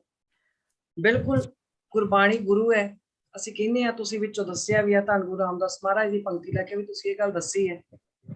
ਪਰ ਸਵਾਲ ਸਾਡਾ ਇਹ ਆਉਂਦਾ ਹੈ ਕਿ ਜਿਸ ਨੂੰ ਅਸੀਂ ਗੁਰੂ ਆਖਦੇ ਹਾਂ, ਕਿ ਸੱਚ ਵਿੱਚ ਅਸੀਂ ਗੁਰੂ ਮੰਨਦੇ ਹਾਂ, ਅਸੀਂ ਉਸ ਸੰਦੇਸ਼ ਨੂੰ ਲੈ ਕੇ ਅਸੀਂ ਚੱਲਦੇ ਹਾਂ। ਜੇ ਗੁਰਬਾਣੀ ਦੇ ਵਿੱਚ ਆਖਿਆ ਵੀ ਜਾਤ ਕਾ ਗਰਭ ਨਾ ਕਰ ਮੂਰਖ ਵਾਰਾ, ਜੇ ਇਹ ਵਾਲਾ ਸੰਦੇਸ਼ ਆ, ਕਿਉਂਕਿ ਗੁਰੂ ਆ ਔਰ ਗੁਰੂ ਦਾ ਉਪਦੇਸ਼ ਹੈ, ਤੇ ਗੁਰੂ ਦਾ ਇਹ ਉਪਦੇਸ਼ ਹੈ, ਤੇ ਕੀ ਅਸੀਂ ਗੁਰੂ ਦੇ ਇਸ ਉਪਦੇਸ਼ ਤੇ ਪਹਿਰਾ ਦਿੰਦੇ ਹਾਂ? ਜੇ ਪਹਿਰਾ ਦਿੰਦੇ ਹਾਂ ਤੇ ਫਿਰ ਜਾਤਾਂ ਦੇ ਆਧਾਰ ਤੇ ਗੁਰਦੁਆਰੇ ਕਿਉਂ ਬਣਾਏ ਹੈ? ਫਿਰ ਆਪਣੇ ਨਾਮ ਨਾਲ ਮਾਫ ਕਰਨਾ, ਠੀਕ, ਅਸੀਂ ਲਗਾਉਂਦੇ ਹਾਂ ਬਾਹਰ, ਅਸੀਂ ਜਾਤਾਂ ਲਾਉਂਦੇ ਹਾਂ, ਸਭ ਕੁਝ ਕਰਦੇ ਹਾਂ, ਫਿਰ ਆਪਣੇ ਨਾਂ ਨਾਲ ਅਸੀਂ ਜਿਹੜੀਆਂ ਸਿੰਘ ਤੇ ਕੌਰ ਹਟਾ ਕੇ ਅਸੀਂ ਇਹ ਸਭ ਕੁਝ ਲਗਾਇਆ ਹੋਇਆ, ਕਿ ਗੁਰੂ ਦੇ ਇਸ ਉਪਦੇਸ਼ ਦੀ ਅਸੀਂ ਪਾਲਣਾ ਕਰਦੇ? ਗੁਰਬਾਣੀ ਦੇ ਵਿੱਚ ਜੋ ਕੁਝ ਵੀ ਆਇਆ, ਅਸੀਂ ਸਾਰੇ ਕਹਿੰਦੇ ਹਾਂ ਵੀ ਗੁਰੂ ਗ੍ਰੰਥ ਸਾਹਿਬ ਸਾਡਾ ਗੁਰੂ ਹੈ। ਬਿਲਕੁਲ ਬਿਲਕੁਲ ਗੁਰੂ ਹੈ ਗੁਰੂ ਗ੍ਰੰਥ ਸਾਹਿਬ, ਇਹ ਮੰਨਦੇ ਹਾਂ ਅਸੀਂ, ਕਹਿੰਦੇ ਆ ਵੀ ਗੁਰੂ ਗ੍ਰੰਥ ਸਾਹਿਬ ਗੁਰੂ ਆ, ਪਰ ਕੀ ਅਸੀਂ ਗੁਰੂ ਦੀ ਮੰਨਦੇ ਹਾਂ? ਗੁਰੂ ਤੇ ਕਹਿ ਦਿੰਦੇ ਆ, ਪਰ ਕੀ ਅਸੀਂ ਗੁਰੂ ਦੀ ਮੰਨਦੇ ਹਾਂ? ਪਲੀਜ਼ ਇਹਦੇ ਤੇ ਜੇ ਕੋਈ ਚਾਨਣਾ ਪਾਉਣਾ ਚਾਹਵੇ ਤਾਂ ਜ਼ਰੂਰ ਚਾਨਣਾ ਪਾਵੇ। ਇਹ ਪਤਾ ਲੱਗ ਗਿਆ ਵੀ ਗੁਰਬਾਣੀ ਸਾਡਾ ਗੁਰੂ, ਵਿੱਚ ਪੰਕਤੀਆਂ ਲਿਖੀਆਂ ਸਾਰਾ ਕੁਛ ਹੈ, ਪਰ ਕੀ ਅਸੀਂ ਗੁਰੂ ਦੀ ਮੰਨਦੇ? ਪਲੀਜ਼ ਇਸ ਵਿਚਾਰ ਤੇ ਕੋਈ ਵੀ ਚਾਨਣਾ ਪਾਉਣਾ ਚਾਹਵੇ ਤੇ ਜ਼ਰੂਰ ਆਓ। ਵੈਲਕਮ ਜੀ। ਵਾਹਿਗੁਰੂ ਜੀ ਕਾ ਖਾਲਸਾ, ਖਾਲਸਾ ਵਾਹਿਗੁਰੂ ਫਤਿਹ। ਗੁਰਜੋਤ ਸਿੰਘ ਵਾਹਿਗੁਰੂ ਜੀ ਕੀ ਫਤਿਹ। ਭੈਣ ਜੀ, ਸਾਰੇ ਵੀਰਾਂ ਭੈਣਾਂ ਨੂੰ ਵਾਹਿਗੁਰੂ ਜੀ ਖਾਲਸਾ, ਵਾਹਿਗੁਰੂ ਜੀ ਫਤਿਹ। ਸੋ ਬੜੇ ਸੋਹਣੇ ਵਿਚਾਰ ਭੈਣ ਜੀ ਦੱਸ ਰਹੇ ਸਨ। ਸਭ ਤੋਂ ਪਹਿਲਾਂ ਦੀਦੀ ਸਵਾਲ ਬਹੁਤ ਵਧੀਆ ਆ, ਮੈਂ ਗਰੁੱਪ ਵਿੱਚ ਵੀ ਪੜ੍ਹ ਰਿਹਾ ਸੀਗਾ। ਦੇਖੋ ਛੋੜ 'ਚ ਆਪਾਂ ਗੱਲ ਕਰਾਂਗੇ। ਗੁਰ ਦਾ ਅਰਥ ਹੁੰਦਾ ਤਰੀਕਾ ਤੇ ਗੁਰੂ ਦਾ ਅਰਥ ਹੁੰਦਾ ਤਰੀਕਾ ਦੱਸਣ ਵਾਲਾ। ਪ੍ਰਕਾਸ਼ ਰੂਪ ਸਿੱਖਿਆ ਦਾਤਾ, ਅਗਿਆਨਤਾ ਵਿੱਚੋਂ ਕੱਢ ਕੇ ਗਿਆਨ ਵੱਲ ਪ੍ਰੇਰਿਤ ਕਰਨ ਵਾਲਾ, ਉਹਨੂੰ ਗੁਰੂ ਕਹਿੰਦੇ ਨੇ। ਜਿਵੇਂ ਗੁਰਬਾਣੀ 'ਚ ਆਇਆ ਵੀ ਗੁਰ ਬਿਨ ਘੋਰ ਅੰਧਾਰ, ਗੁਰੂ ਬਿਨ ਸਮਝ ਨਾ ਆਵੇ। ਗੁਰੂ ਕਹਿੰਦਾ ਜੀ ਸ਼ਰਾਧ ਨਹੀਂ ਕਰਨੇ, ਸਿੱਖ ਸ਼ਰਾਧ ਕਰ ਰਿਹਾ। ਗੁਰੂ ਕਹਿੰਦਾ ਮੂਰਤੀ ਪੂਜਾ ਨਹੀਂ ਕਰਨੀ, ਸਿੱਖ ਮੰਦਿਰਾਂ 'ਚ ਮੱਥੇ ਟੇਕਦਾ ਆਪਾਂ ਆਮ ਦੇਖ ਸਕਦੇ ਹਾਂ। ਗੁਰੂ ਕਹਿੰਦਾ ਜਾਤ ਪਾਤ ਨਹੀਂ ਮੰਨਣੀ, ਸਿੱਖ ਆਪਣੀ ਧੀ ਦਾ ਪੁੱਤਰ ਦਾ ਵਿਆਹ ਜਦੋਂ ਕਰਦਾ ਹੈ ਤਾਂ ਉਹ ਜਾਤ ਪਾਤ ਦੇਖੀ ਜਾਂਦੀ ਹੈ। ਗੁਰੂ ਕਹਿੰਦਾ ਆ ਵੀ ਅਗਿਆਨਤਾ ਵਾਲੇ ਕੰਮ ਨਹੀਂ ਕਰਨੇ, ਸਿੱਖ ਕਰ ਰਿਹਾ ਜੀ। ਜੇ ਕੋਈ ਪ੍ਰਚਾਰਕ ਸਾਡੇ ਵਰਗਾ ਸਮਝਾਉਂਦਾ ਹੈ ਤਾਂ ਫਿਰ ਉਹ ਜਿਹੜੇ ਜ਼ਿਆਦਾ ਉਮਰ ਦੇ ਹੁੰਦੇ ਨੇ, ਮਾਫ ਕਰਨਾ, ਉਹ ਕਹਿੰਦੇ ਨੇ ਤੁਸੀਂ ਸਾਡੇ ਨਾਲ ਜ਼ਿਆਦਾ ਸਿਆਣੇ ਹੋ ਗਏ ਹੋ। ਇਹ ਨਹੀਂ ਪਤਾ ਵੀ ਉਹ ਪੜ੍ਹ ਕੇ ਸਮਝਾ ਰਿਹਾ, ਉਹ ਗੁਰੂ ਗ੍ਰੰਥ ਸਾਹਿਬ ਦੀ ਬਾਣੀ ਨੂੰ ਪੜ੍ਹ ਕੇ ਕੋਰਸ ਕਰਕੇ ਚੰਗੀ, ਸਾਡੇ ਨਾਲ ਆਮ ਵਾਪਰਦਾ ਜੀ ਪਿੰਡਾਂ ਦੇ ਵਿੱਚ। ਅਸੀਂ ਕਈ ਵਾਰ ਕਹਿੰਦੇ ਹਾਂ ਨਾ ਜੀ ਆਹ ਕੰਮ ਨਹੀਂ ਕਰਨੇ, ਆਰਤੀ ਨਹੀਂ ਕਰਨੀ ਗੁਰੂ ਦੀ ਹਜ਼ੂਰੀ ਵਿੱਚ, ਕਹਿੰਦੇ ਜੀ ਪਹਿਲਾਂ ਹਜ਼ੂਰ ਸਾਹਿਬ ਜਾ ਕੇ ਰੋਕੋ। ਮਤਲਬ ਵੀ ਸਮਝਣਾ ਨਹੀਂ ਚਾਹੁੰਦੇ ਅਸੀਂ। ਸਾਨੂੰ ਸਾਡੀ ਜ਼ਿੰਦਗੀ ਇਦਾਂ ਦੀ ਬਣ ਚੁੱਕੀ ਹੈ, ਅਸੀਂ ਨਾ ਦਿਖਾਵੇ ਦੇ ਸਿੱਖ ਰਹਿ ਗਏ ਹਾਂ ਜੀ, ਮਾਫ ਕਰਨਾ। ਅੱਜ ਬੰਦਾ ਸੋਚਦਾ ਮੈਂ ਪੱਗ ਬੰਨ ਲਈ, ਦਾੜੀ ਰੱਖ ਲਈ ਤੇ 5 ਕਕਾਰੀ ਵਰਦੀ ਪਾ ਲਈ, ਮੈਂ ਸਿੱਖ ਹਾਂ। ਤਾਂ ਗੁਰੂ ਸਾਹਿਬ ਨੇ ਕਿਤੇ ਵੀ ਪਹਿਰਾਵੇ ਨੂੰ ਧਰਮ ਨਹੀਂ ਕਿਹਾ। ਪਹਿਲੀ ਗੱਲ ਇਹ ਸਮਝਣਾ ਅਸੀਂ, ਹੈ ਨਾ। ਗੁਰੂ ਸਾਹਿਬ ਕਹਿੰਦੇ ਨੇ ਵੀ ਜਿੱਦਾਂ ਅਗਿਆਨਤਾ ਵਿੱਚੋਂ ਨਿਕਲ ਗਿਆਨ ਵੱਲ ਪ੍ਰੇਰਿਤ ਹੋ, ਪਰ ਸਿੱਖ ਸੁਣਦਾ ਜ਼ਰੂਰ ਹੈ ਪਰ ਮੰਨਦਾ ਨਹੀਂ ਹੈ।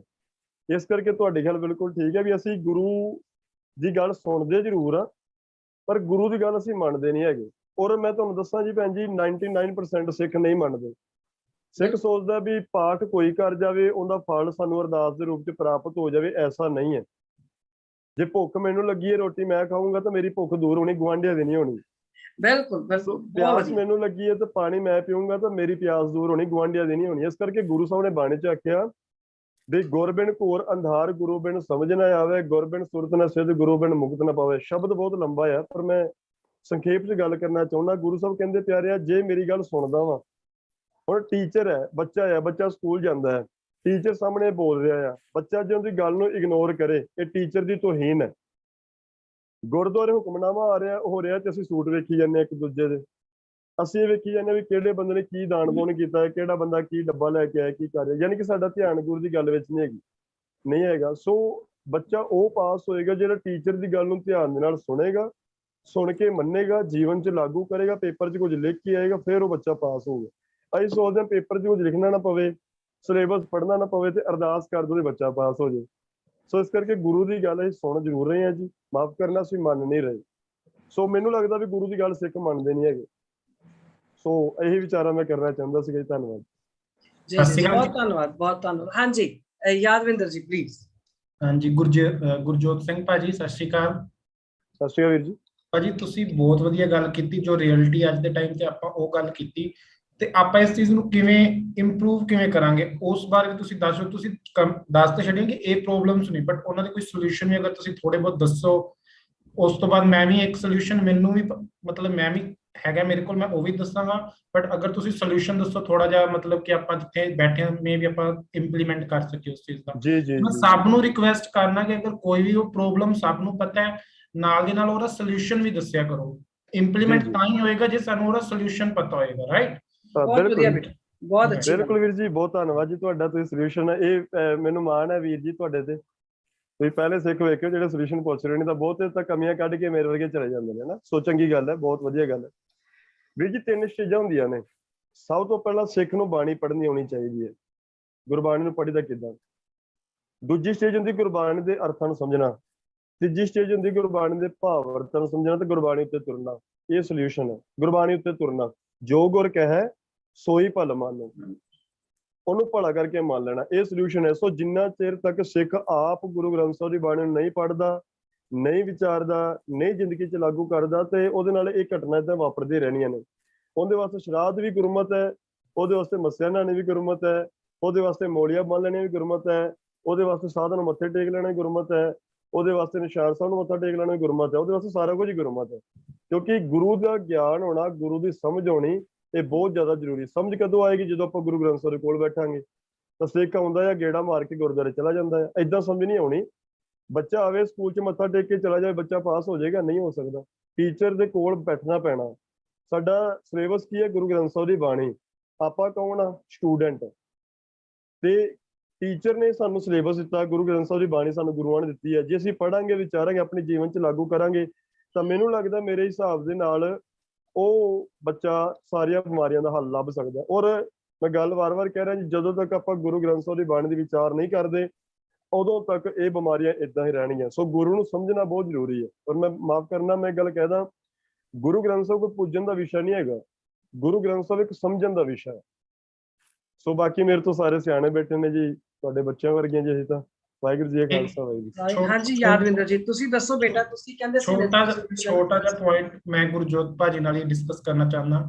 ਜੀ। ਜਿੱਦਾਂ ਤੱਕ ਮੈਨੂੰ ਲੱਗਦਾ ਹੈ, ਜਿੱਦਾਂ ਭਾਜੀ ਨੇ ਹਰ ਗੱਲ ਦੇ ਵਿੱਚ ਕਿਹਾ ਕਿ ਟੀਚਰ, ਸਕੂਲ, ਟੀਚਰ, ਰਾਈਟ। ਜੀ ਜੀ ਸਕੂਲ ਅਗਰ ਅਸੀਂ ਮੰਨੀਏ ਕਿ ਸਾਡਾ ਗੁਰਦੁਆਰਾ ਸਾਹਿਬ ਸਕੂਲ ਹੈ, ਉਹਦੇ ਵਿੱਚ ਟੀਚਰ ਕੌਣ ਹੈ? ਜਿਹੜੇ ਸਾਡੇ ਗ੍ਰੰਥੀ ਸਿੰਘ ਹੈ, ਰਾਈਟ। ਜੀ ਜੀ। ਜੇ ਇੱਕ ਬੱਚਾ ਹੈ, ਚਾਹੇ ਉਹ ਇੱਕ 4 ਸਾਲ ਦਾ ਬੱਚਾ ਹੈ, 5 ਸਾਲ ਦਾ ਬੱਚਾ ਹੈ, ਜਾਂ ਕੋਈ ਵੀ ਜਾ ਰਿਹਾ, ਠੀਕ ਹੈ, ਉਸ ਅਸੀਂ ਕੀ ਸਿੱਖ ਰਹੇ? ਜੋ ਉੱਥੇ ਵੇਖ ਰਹੇ ਆ, ਜੋ ਕਰ ਰਹੇ ਨੇ ਲੋਕ, ਜੋ ਆਪਣੇ ਉੱਥੇ ਲੋਕ ਆਉਂਦੇ ਉਹ ਕਰਦੇ, ਆਪਾਂ ਬੱਚੇ ਵੀ ਉਹੀ ਚੀਜ਼ ਸਿੱਖ ਕੇ ਜਾਂਦੇ।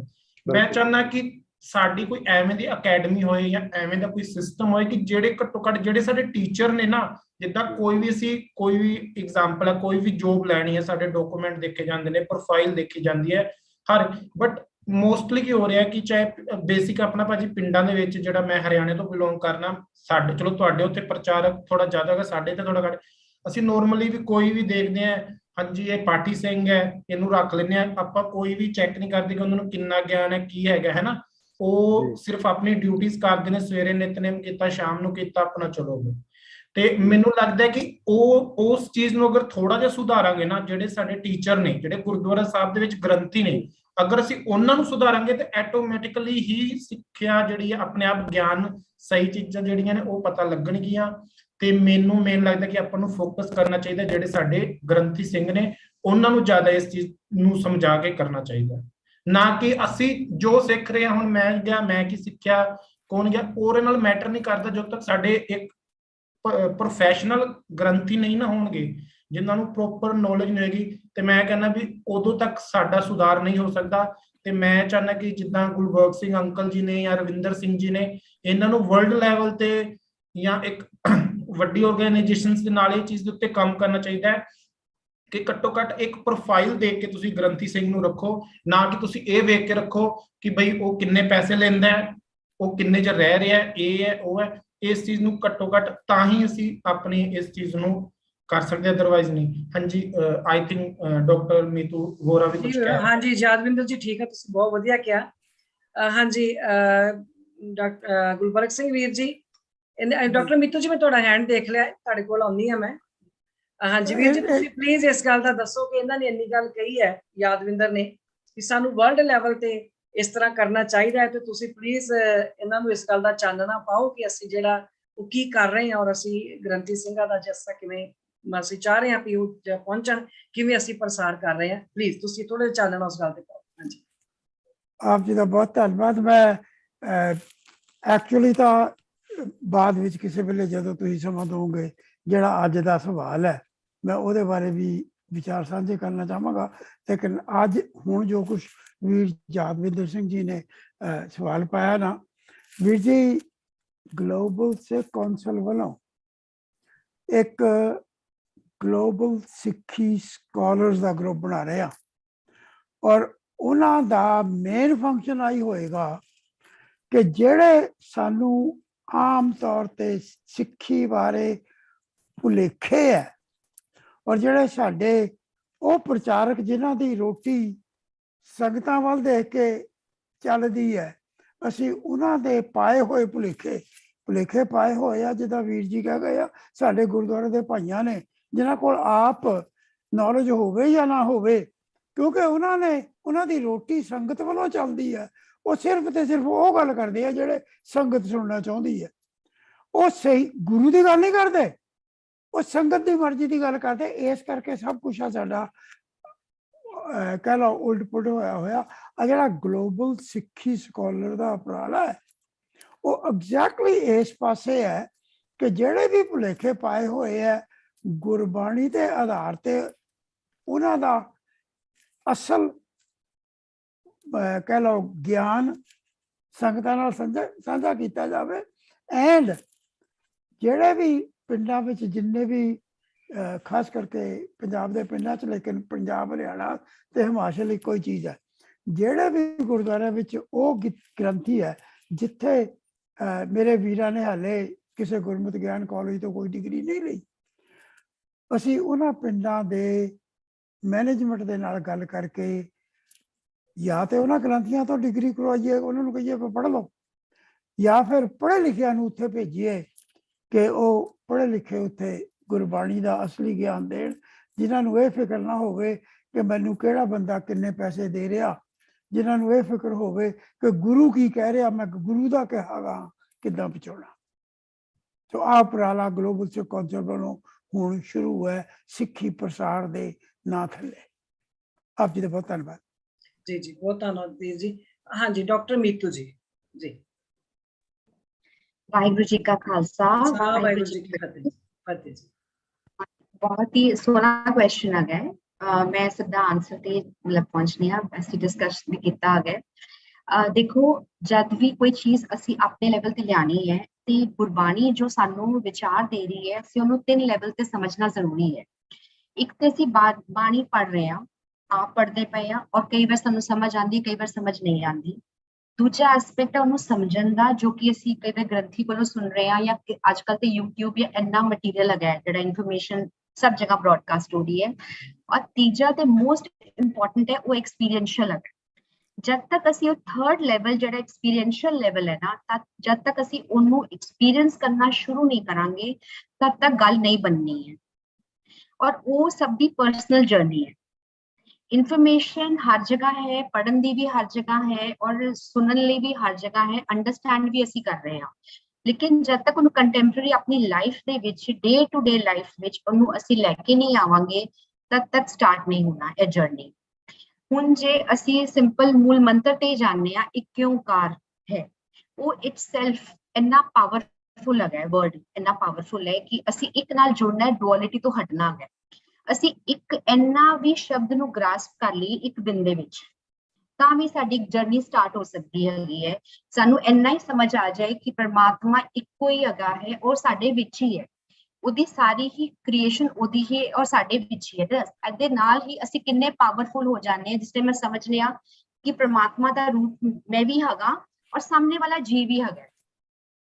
ਤੇ ਇਸ ਚੀਜ਼ ਨੂੰ ਜਦ ਤੱਕ ਅਸੀਂ ਫੀਲ ਨਹੀਂ ਕਰਦੇ ਔਰ ਉਹਨੂੰ ਆਪਣੀ ਜੀਵਨ ਦੇ ਵਿੱਚ ਲਿਆਂਦੇ ਨਹੀਂ ਆ, ਆਪਣੇ ਫੈਸਲੇ ਕਰਨ ਵੇਲੇ, ਆਪਣੀ ਥਿੰਕਿੰਗ ਨੂੰ ਕਰਨ ਵਾਸਤੇ, ਕੋਈ ਕਿਸੇ ਨੂੰ ਜੱਜ ਕਰਨ ਵੇਲੇ, ਜਾਂ ਛੋਟੀ ਛੋਟੀ ਕਨਫਿਊਜ਼ਨਸ ਦੇ ਵੇਲੇ, ਜਦ ਤੱਕ ਅਸੀਂ ਇੱਕ ਓਂਕਾਰ ਸਤਨਾਮ, ਮਤਲਬ ਇੰਨਾ ਪਾਵਰਫੁਲ ਹੈ ਕਿ ਉਹਦਾ ਨਾਮ ਸਭ ਤੋਂ ਸੱਤ ਹੈ, ਕਰਤਾ ਪੁਰਖ, ਉਹੀ ਸਭ ਕੁਝ ਕਰਨ ਵਾਲਾ ਹੈ, ਕਿ ਸਾਨੂੰ ਹੁਕਮ ਦਾ ਵੀ ਡਰ ਨਾ ਲੱਗੇ, ਕਿਉਂਕਿ ਪਤਾ ਕਰਤੇ ਉਹੀ ਰਿਹਾ ਗਿਆ ਤੇ ਮੈਂ ਕਿਹਦੇ ਕੋਲੋਂ ਡਰਨਾ ਹੈ।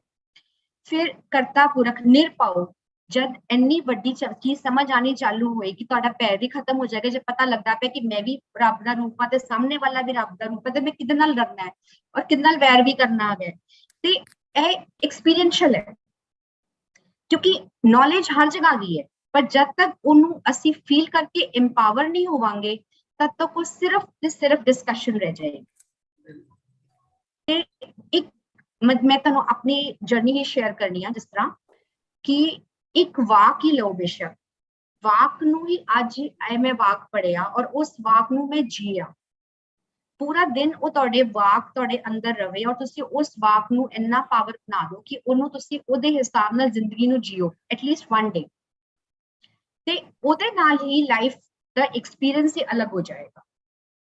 ਔਰ ਅਲਟੀਮੇਟਲੀ ਉਹਦਾ ਗੁਰਪ੍ਰਸਾਦ ਹੋਏਗਾ ਤੇ ਸਾਨੂੰ ਇਹ ਸਮਝ ਵੀ ਆਏਗੀ, ਉਹਦਾ ਹੁਕਮ ਹੋਏਗਾ, ਸਾਨੂੰ ਸਮਝ ਵੀ ਆਏਗੀ, ਸਾਨੂੰ ਆਪੇ ਹੱਥ ਦੇ ਕੇ ਚਲਾਏਗਾ। ਮੈਂ ਤੁਹਾਡੇ ਨਾਲ ਇਹ ਸਭ ਸ਼ੇਅਰ ਕਰਨਾ ਚਾਹਾਂਗੀ। ਬਾਕੀ ਤੁਹਾਨੂੰ ਜੇ ਲੱਗ ਰਿਹਾ ਤੇ ਇਹਦੇ ਬਾਰੇ ਕੁਝ ਡਿਸਕਸ ਕਰਨ ਦੀ ਲੋੜ ਹੈ, ਬਟ ਇਹ ਐਕਸਪੀਰੀਐਂਸ਼ੀਅਲ ਜਰਨੀ ਹੈ ਔਰ ਪੂਰੀ ਦੀ ਪੂਰੀ ਗੁਰਬਾਣੀ ਸੈਲਫ ਤੇ ਹੈ। ਪਹਿਲੇ ਅਸੀਂ ਆਪਣੇ ਆਪ ਨੂੰ ਸੁਧਾਰਨਾ ਹੈਗਾ ਔਰ ਕੋਈ ਸਾਨੂੰ ਤੋਂ ਇਲਾਵਾ ਸਾਨੂੰ ਕੋਈ ਹੋਰ ਦੂਜਾ ਨਹੀਂ ਸੁਧਾਰ ਸਕਦਾ। ਜਿਸ ਦਿਨ ਅਸੀਂ ਪਹਿਲੀ ਸਟੈਪ ਲਵਾਂਗੇ, ਪਰਮਾਤਮਾ ਤੇ ਸਾਨੂੰ ਵਾਸਤੇ ਗੁਲਬਕੜੀ ਫੜਨ ਵਾਸਤੇ ਤਿਆਰ ਬੈਠਾ ਹੋਇਆ ਹੈ। ਸਾਡਾ ਡਿਸੀਜਨ ਲੈਣਾ ਦਾ ਬਸ ਦੇਰ ਹੈਗੀ, ਸਾਨੂੰ ਪਹਿਲੀ ਸਟੈਪ ਲੈਣ ਦੀ ਦੇਰ ਹੈਗੀ ਹੈ। ਪੂਰੀ ਦੀ ਪੂਰੀ ਕਾਇਨਾਤ, ਪੂਰਾ ਸਭ ਕੁਝ ਹੀ ਉਹਦਾ ਕ੍ਰੀਏਸ਼ਨ ਹੈਗਾ ਔਰ ਉਹਦੇ ਵਿੱਚ ਸਾਨੂੰ ਰੱਬ ਦਿਖਣਾ ਵੀ ਚਾਲੂ ਹੋ ਜਾਏਗਾ ਔਰ ਛੋਟੀ ਛੋਟੀ ਚੀਜ਼ਾਂ ਮਿਰੇਕਲ ਬਣ ਜਾਣਗੀਆਂ, ਕਿ ਸਮਝ ਆਏਗਾ ਕਿ ਕਿਸ ਤਰ੍ਹਾਂ ਉਹ ਸਾਡੇ ਵਾਸਤੇ ਸਾਰੇ ਕਾਰਜ ਸਾਰੇ ਆਪੇ ਸਫਲ ਕਰੀ ਜਾਂਦਾ ਪਿਆ। ਮੈਂ ਇਹ ਸ਼ੇਅਰ ਕਰਨਾ ਚਾਹਾਂਗੀ ਜੀ। ਵਾਹਿਗੁਰੂ ਜੀ ਕਾ ਖਾਲਸਾ, ਵਾਹਿਗੁਰੂ ਜੀ ਕੀ ਫਤਿਹ। Thank you so much doctor ਜੀ, ਡਾਕਟਰ ਸਾਹਿਬਾ, ਬਹੁਤ ਵਧੀਆ ਤੁਸੀਂ ਆਖਿਆ। ਬਿਲਕੁਲ ਆਪ ਸਵਾਰੇ ਮੈਂ ਮਿਲਿਆ ਸੁਖ ਹੋਏ। ਜੇ ਇਸ ਤਰ੍ਹਾਂ ਹੋਏਗਾ ਤਾਂ ਫਿਰ ਸਭ में ਜੋਤ ਹੈ ਸੋਏ, ਫਿਰ ਸਾਨੂੰ ਸਭ ਦੇ ਵਿੱਚ ਜੋਤ ਨਜ਼ਰ ਆਉਣੀ ਸ਼ੁਰੂ ਹੋਏਗੀ। ਬਿਲਕੁਲ ਬਹੁਤ ਵਧੀਆ। ਹੁਣ ਮੈਂ ਬੇਨਤੀ ਕਰਾਂਗੀ, ਅਸੀਂ ਸਾਰਿਆਂ ਨੇ ਆਪਣੀਆਂ ਆਪਣੀਆਂ ਗੱਲਾਂ ਕੀਤੀਆਂ, ਪਰ ਇਹਨਾਂ ਗੱਲਾਂ ਦਾ ਜਿਹੜਾ ਅਸਲੀ ਕੰਕਲੂਜਨ ਆ ਉਹ ਮੇਰੇ ਵੀਰ ਡਾਕਟਰ ਸਰਬਜੀਤ ਸਿੰਘ ਜੀ ਜਿਹੜਾ ਉਹ ਸਾਨੂੰ ਸਮਝਾਉਣਗੇ ਜੀ। ਹਾਂਜੀ ਵੀਰ ਜੀ, ਪਲੀਜ਼ ਓਵਰ ਟੂ ਯੂ। ਵਾਹਿਗੁਰੂ ਜੀ ਕਾ ਖਾਲਸਾ, ਵਾਹਿਗੁਰੂ ਜੀ ਕੀ ਫਤਿਹ। ਅਸੀਂ ਵੈਸੇ ਸਟਾਰਟ ਵਿਸ਼ਾ ਕੀਤਾ ਸੀ ਕਿ ਗੁਰਬਾਣੀ ਸਾਡਾ ਗੁਰੂ ਕਿਵੇਂ ਆ, ਪਰ ਉਸ ਤੋਂ ਅੱਗੇ ਅਸੀਂ ਜ਼ਿਆਦਾ ਸ਼ਿਫਟ ਕਰ ਗਏ ਔਰ ਜ਼ਿਆਦਾ ਸਟ੍ਰੈਸ ਵੀ ਰਿਹਾ ਹੈਗਾ ਕਿ ਕੀ ਵਾਕਈ ਅਸੀਂ ਗੁਰੂ ਗ੍ਰੰਥ ਸਾਹਿਬ ਨੂੰ ਗੁਰੂ ਮੰਨਦੇ ਹਾਂ ਕਿ ਨਹੀਂ। ਹੁਣ ਗੁਰਬਾਣੀ 'ਚ ਇੱਕ ਬੜਾ ਸੁੰਦਰ ਸ਼ਬਦ ਹੈਗਾ ਵਾ, ਵਿਣ ਗਾਹਕ ਗੁਣ ਵੇਚੀਏ ਤੋ ਗੁਣ ਸਹਿਗੋ ਜਾਏ, ਗੁਣ ਕਾ ਗਾਹਕ ਜੇ ਮਿਲੇ ਤੋ ਗੁਣ ਲੱਖ ਵਿਕਾਏ। ਅਗਰ ਕੋਈ ਗਾਹਕ ਨਹੀਂ ਆ ਔਰ ਅਸੀਂ ਗੁਣ ਵੇਚ ਰਹੇ ਹਾਂ ਤਾਂ ਬੜੇ ਸਸਤੇ ਭਾਅ ਵਿਕ ਜਾਂਦਾ, ਲੇਕਿਨ ਅਗਰ ਗੁਣਾਂ ਦਾ ਗਾਹਕ ਮਿਲ ਜਾਏ ਤਾਂ ਉਹ ਜਿਹੜਾ ਹੈਗਾ ਲੱਖਾਂ ਦੀ ਕੀਮਤ ਮਿਲ ਜਾਂਦੀ ਹੈ। ਸਾਡੀ ਸਮੱਸਿਆ ਵੀ ਇੱਥੇ ਹੀ ਹੈ। ਹੁਣ ਸਾਡੇ ਕੋਲ ਗੁਰਬਾਣੀ ਤੇ ਹੈਗੀ ਆ, ਗੁਣਾਂ ਦਾ ਖਜ਼ਾਨਾ ਤੇ ਹੈਗਾ, ਸੱਚ ਦਾ ਖਜ਼ਾਨਾ ਤੇ ਹੈਗਾ ਵਾ, ਔਰ ਸਾਡਾ ਜੀਵਨ ਜਿਹੜਾ ਆਨੰਦ ਤੱਕ ਲਿਜਾ ਸਕਦਾ ਵਾ, ਸਾਨੂੰ ਦੁੱਖ ਰੋਗ ਸੰਤਾਪ ਉਤਰੇ ਬਾਣੀ ਸੱਚੀ ਤੱਕ ਲਿਜਾ ਸਕਦਾ ਵਾ, ਔਰ ਗਾਹਕ ਕੋਈ ਨਹੀਂ। ਹੁਣ ਤੁਸੀਂ ਇੱਥੇ ਵੇਖ ਲਓ, ਅਸੀਂ ਮੇਰੇ ਖਿਆਲ 'ਚ ਲਗਭਗ ਜਨਵਰੀ ਤੋਂ ਸਟਾਰਟ ਕੀਤਾ ਸੀ ਇਹ ਪ੍ਰੋਗਰਾਮ, ਔਰ ਅੱਜ ਲਗਭਗ 6 ਮਹੀਨੇ ਹੋ ਗਏ ਆ, ਤੇ ਸਾਡੀ ਗਿਣਤੀ ਕਿੰਨੀ ਆ? 19 ਦੇ ਕਰੀਬ, ਜਦ ਕਿ ਹੋਣੀ ਚਾਹੀਦੀ 19 ਲੱਖ ਦੇ ਕਰੀਬ। ਇਹਦਾ ਮਤਲਬ ਕੀ ਆ ਕਿ ਸਾਡੇ ਕੋਲ ਗਾਹਕ ਨਹੀਂ ਗੁਰਬਾਣੀ। ਉਹਦੇ ਪਿੱਛੇ ਕੀ ਕਾਰਨ ਹੈ? ਹੁਣ ਤੁਸੀਂ ਵੇਖੋ, GSTS ਫਾਰਿਕਲੋ ਇੱਥੇ ਸਾਹਮਣੇ ਰੱਖਦੀ ਹੈ ਨਾ 10 ਬੋਤਲਾਂ ਕੋਲਡ ਡਰਿੰਕ ਦੀਆਂ, ਔਰ 10 ਹੀ ਦੁੱਧ ਦੇ ਜਿਹੜੇ ਹੈਗੇ ਗਲਾਸ ਰੱਖਦੀ ਹੈ, ਤੇ 10 ਲੋਕਾਂ ਨੂੰ ਕਹੀਏ ਵੀ ਲਓ ਜੀ ਸਿਲੈਕਟ ਕਰ ਲਓ ਕਿਹੜਾ ਪੀਣਾ ਵਾ, ਤਾਂ ਤੁਸੀਂ ਵੇਖੋਗੇ ਕਿ ਸਾਰੇ ਕੋਲਡ ਡਰਿੰਕ ਪੀ ਜਾਣਗੇ। ਕੋਈ ਵਿਰਲਾ ਹੀ ਹੋਏਗਾ ਗਲਤੀ ਨਾਲ ਜਿਹੜਾ ਆ ਜਾਏਗਾ ਕਿ ਦੁੱਧ ਪੀਣ ਵਾਸਤੇ, ਨਹੀਂ ਵੀ ਮੈਂ ਕੋਲਡ ਡਰਿੰਕ ਨਹੀਂ ਪੀਣੀ, ਮੈਂ ਦੁੱਧ ਪੀਣਾ। ਅੱਜ ਸਾਡੀ ਸਿਚੁਏਸ਼ਨ ਇਹ ਆ, ਇੱਕ ਪਾਸੇ ਆ ਦੁੱਧ ਨੇ ਜਿਹਨੇ ਫਾਇਦੇ ਕਰਨੇ ਆ ਪਰ ਕੋਈ ਗਾਹਕ ਨਹੀਂ ਉਹਦਾ, ਦੂਸਰੇ ਪਾਸੇ ਕੋਲਡ ਡਰਿੰਕ ਜਿਹਨੇ ਸਾਡੇ ਨੁਕਸਾਨ ਹੀ ਕਰਨੇ, ਜਾਂ ਸਾਡੀ ਚਾਹ ਵੀ ਜਿਹੜੀ ਅੱਜ ਇੱਕ ਪਰਮਾਨੈਂਟ ਸਿਸਟਮ ਬਣ ਚੁੱਕੀ ਹੈ ਸਾਡੇ ਘਰਾਂ ਦਾ, ਨੁਕਸਾਨ ਕਰਨਾ, ਪਰ ਉਹਦੇ ਗਾਹਕ ਸਾਰੇ ਹੈਗੇ। ਕਾਰਨ ਕੀ ਹੈ? ਪ੍ਰੋਪੇਗੰਡਾ। ਕਿਸ ਚੀਜ਼ ਦਾ ਪ੍ਰੋਪੇਗੰਡਾ ਜ਼ਿਆਦਾ ਵਾ, ਉਹ ਘਟੀਆ ਤੋਂ ਘਟੀਆ ਚੀਜ਼ ਵੀ ਵਿਕ ਜਾਂਦੀ ਆ। ਜਿਸ ਚੀਜ਼ ਦਾ ਪ੍ਰੋਪੇਗੰਡਾ ਨਹੀਂ ਆ ਉਹ ਚੀਜ਼ ਵਿਕਦੀ ਨਹੀਂ। ਅੱਜ ਗੁਰਬਾਣੀ ਦੀ ਵੀ ਆਲਮੋਸਟ ਇਹ ਸਿਚੁਏਸ਼ਨ ਹੈਗੀ ਆ ਕਿ ਕਿਉਂਕਿ ਪ੍ਰੋਪੇਗੰਡਾ ਬਹੁਤ ਘੱਟ। ਹੁਣ ਲੋਕਾਂ ਦਾ ਵਾ, ਲੋਕਾਂ ਦਾ ਕੀ ਆ? ਭਰਮ ਤੇ ਭੇਖ, ਇਹ ਦੋ ਚੀਜ਼ਾਂ ਨਾਲ ਲੋਕਾਂ ਨੂੰ ਗੁੰਮਰਾਹ ਕੀਤਾ ਜਾ ਰਿਹਾ। ਭਰਮ ਪਾ ਦਿੱਤਾ ਜਾਂਦਾ ਵਾ, ਔਰ ਭੇਖੀ ਜਿਹੜੇ ਸਾਧ ਆ ਜਾਂਦੇ ਹੈਗੇ ਆ, ਔਰ ਉਹਨਾਂ ਨੂੰ ਜਿਹੜਾ ਹੈਗਾ ਵਾ ਦੱਸੀ ਜਾਂਦੇ ਵੀ ਤੁਸੀਂ ਏਦਾਂ ਕਰ ਲਓ, ਤੇ ਉਹ ਲੋਕੀ ਕਰਦੇ ਹੈਗੇ। ਦੂਸਰੀ ਆ ਲੋਕਾਂ ਦੀ ਆਦਤ ਹੁੰਦੀ। ਹੁਣ ਫਰਜ਼ ਕਰ ਲਓ ਮੈਂ ਕਿਸੇ ਨੂੰ ਕਹਿ ਰਿਹਾ ਵਾਂ, ਹੁਣ ਮੈਂ ਜੇ ਇਕੱਲਾ ਕੋਈ ਜੇ ਗੱਲ ਕਹਿ ਰਿਹਾ ਵਾਂ ਔਰ 100 ਬੰਦਾ ਕੋਈ ਦੂਸਰੀ ਗੱਲ ਕਹਿ ਰਿਹਾ ਵਾ, ਵੋਟਾਂ ਦੇ ਆਧਾਰ ਤੇ ਕੌਣ ਸੁਣੇਗਾ? ਲੋਕਾਂ ਦੇ ਦੂਸਰੇ ਦੇ ਸੁਣੇਗਾ ਨਾ। ਤੇ ਸਾਡੇ ਪ੍ਰੋਪੇਗੰਡੇ 'ਚ ਐਂਪਲੀਫਿਕੇਸ਼ਨ ਆ, ਨਾ ਸਾਡੀਆਂ ਵੋਟਾਂ 'ਚ ਹੈਗੀ ਆ, ਤੇ ਨਤੀਜਾ ਕੀ ਹੋਏਗਾ? ਕੋਈ ਸੁਣੇਗਾ ਹੀ ਨਹੀਂ। ਹੁਣ ਇਸ ਕਰਕੇ ਸਾਨੂੰ ਆਪਣੇ ਕੋਲ ਵਧੀਆ ਮਾਲ ਤੇ ਹੈਗਾ ਵਾ, ਪਰ ਇਹਨੂੰ ਵੇਚਣਾ ਵਾ, ਉਹਦੇ ਵਾਸਤੇ ਵਧੀਆ ਗਾਹਕ ਵੀ ਸਾਨੂੰ ਲੱਭਣੇ ਪੈਣੇ। ਔਰ ਜਿੰਨੀ ਦੇਰ ਦੋਵੇਂ ਚੀਜ਼ਾਂ ਅਸੀਂ ਮੈਚ ਨਹੀਂ ਕਰਦੇ, ਸਾਡੀ ਚੀਜ਼ ਦੀ ਗੱਲ ਨਹੀਂ ਬਣੀ। ਵੈਸੇ ਗਲੋਬਲ ਸਿੱਖ ਕੌਂਸਲ ਵੱਲੋਂ ਕਾਫੀ, ਤੁਸੀਂ ਕਹਿ ਲਓ ਆਲਮੋਸਟ 6 ਮਹੀਨੇ, ਸਾਲ ਤੋਂ ਉੱਪਰ ਤੋਂ, ਮੈਂ ਸਾਲ ਤੋਂ ਉੱਪਰ ਹੀ ਸ਼ਾਇਦ 1.5 ਸਾਲ ਹੋ ਗਿਆ ਹੋਣਾ ਇਹਨਾਂ ਨੂੰ ਸਟਾਰਟ ਕੀਤੇ ਨੇ ਪ੍ਰੋਸੈਸ। ਅਚੀਵਮੈਂਟ ਹੋਈ, ਇਹ 'ਚ ਕੋਈ ਸ਼ੱਕ ਦੀ ਗੱਲ ਨਹੀਂ, ਪਰ ਅਸੀਂ ਉਸ ਲੈਵਲ ਤੇ ਨਹੀਂ ਪਹੁੰਚੇ ਜਿਸ ਲੈਵਲ ਤੇ ਪਹੁੰਚੇ, ਕਿਉਂਕਿ ਸਾਡੇ ਗਾਹਕ ਨਹੀਂ ਹੈ। ਔਰ ਸਾਨੂੰ ਗਾਹਕ ਬਣਾਉਣ ਵਾਸਤੇ ਜਿਹੜਾ ਹੈਗਾ ਵਾ ਕਰਨਾ ਪੈਣਾ ਵਾ, ਕਿਉਂਕਿ ਗੁਰਬਾਣੀ 'ਚ ਕਿਹਾ ਭਰਮ ਭੇਖਦੇ ਰਹੇ ਨਿਆਇਆ ਸੋ ਕਾਲੇ ਸਤਿਗੁਰੂ ਮਹਾਰਾਜ। ਲੋਕਾਂ ਨੂੰ ਭਰਮਾਂ ਚੋਂ ਜਿਹੜਾ ਇਹ ਕੱਢਣਾ ਪੈਣਾ ਵਾ, ਔਰ ਸਾਨੂੰ ਵੀ ਇਸ ਵਾਸਤੇ ਕਾਊਂਟਰ ਚੀਜ਼ਾਂ ਵੀ ਕਈ ਹੋ ਸਕਦਾ ਕਰਨੀਆਂ ਪੈਣ, ਕਿ ਕਿਸ ਤਰ੍ਹਾਂ ਤੁਸੀਂ ਕਰ ਸਕਦੇ ਕਿ ਲੋਕਾਂ ਨੂੰ, ਕਿਉਂਕਿ ਅਦਰਵਾਈਜ਼ ਕੀ ਆ, ਹੁਣ ਜਿਸ ਤਰ੍ਹਾਂ ਗੁਰਦੁਆਰਿਆਂ 'ਚ ਅਸੀਂ ਐਂਟਰ ਕਰਨਾ ਚਾਹੀਏ, ਸਾਨੂੰ ਐਂਟਰੀ ਨਹੀਂ ਮਿਲਣੀ। ਕਾਰਨ ਕੀ ਆ? ਕਿ ਉਹਨਾਂ ਦਾ ਉੱਥੇ ਆਪਣਾ ਨੈਟਵਰਕ ਬਣ ਚੁੱਕਾ, ਗ੍ਰੰਥੀਆਂ ਦਾ ਆਪਣਾ ਨੈਟਵਰਕ ਆ, ਪ੍ਰਬੰਧਕਾਂ ਦਾ ਆਪਣਾ ਨੈਟਵਰਕ ਆ, ਔਰ ਪਬਲਿਕ ਦਾ ਆਪਣਾ ਨੈਟਵਰਕ ਆ। ਪਬਲਿਕ ਨੂੰ ਚਾਹੀਦਾ ਵਾ ਸਸਤਾ ਮਾਲ, ਭਾਵੇਂ ਚੀਜ਼ ਚੱਲੇ ਨਾ ਖਰਾਬ ਹੋ ਜਾਏ, ਕੋਈ ਫਰਕ ਨਹੀਂ ਪੈਂਦਾ।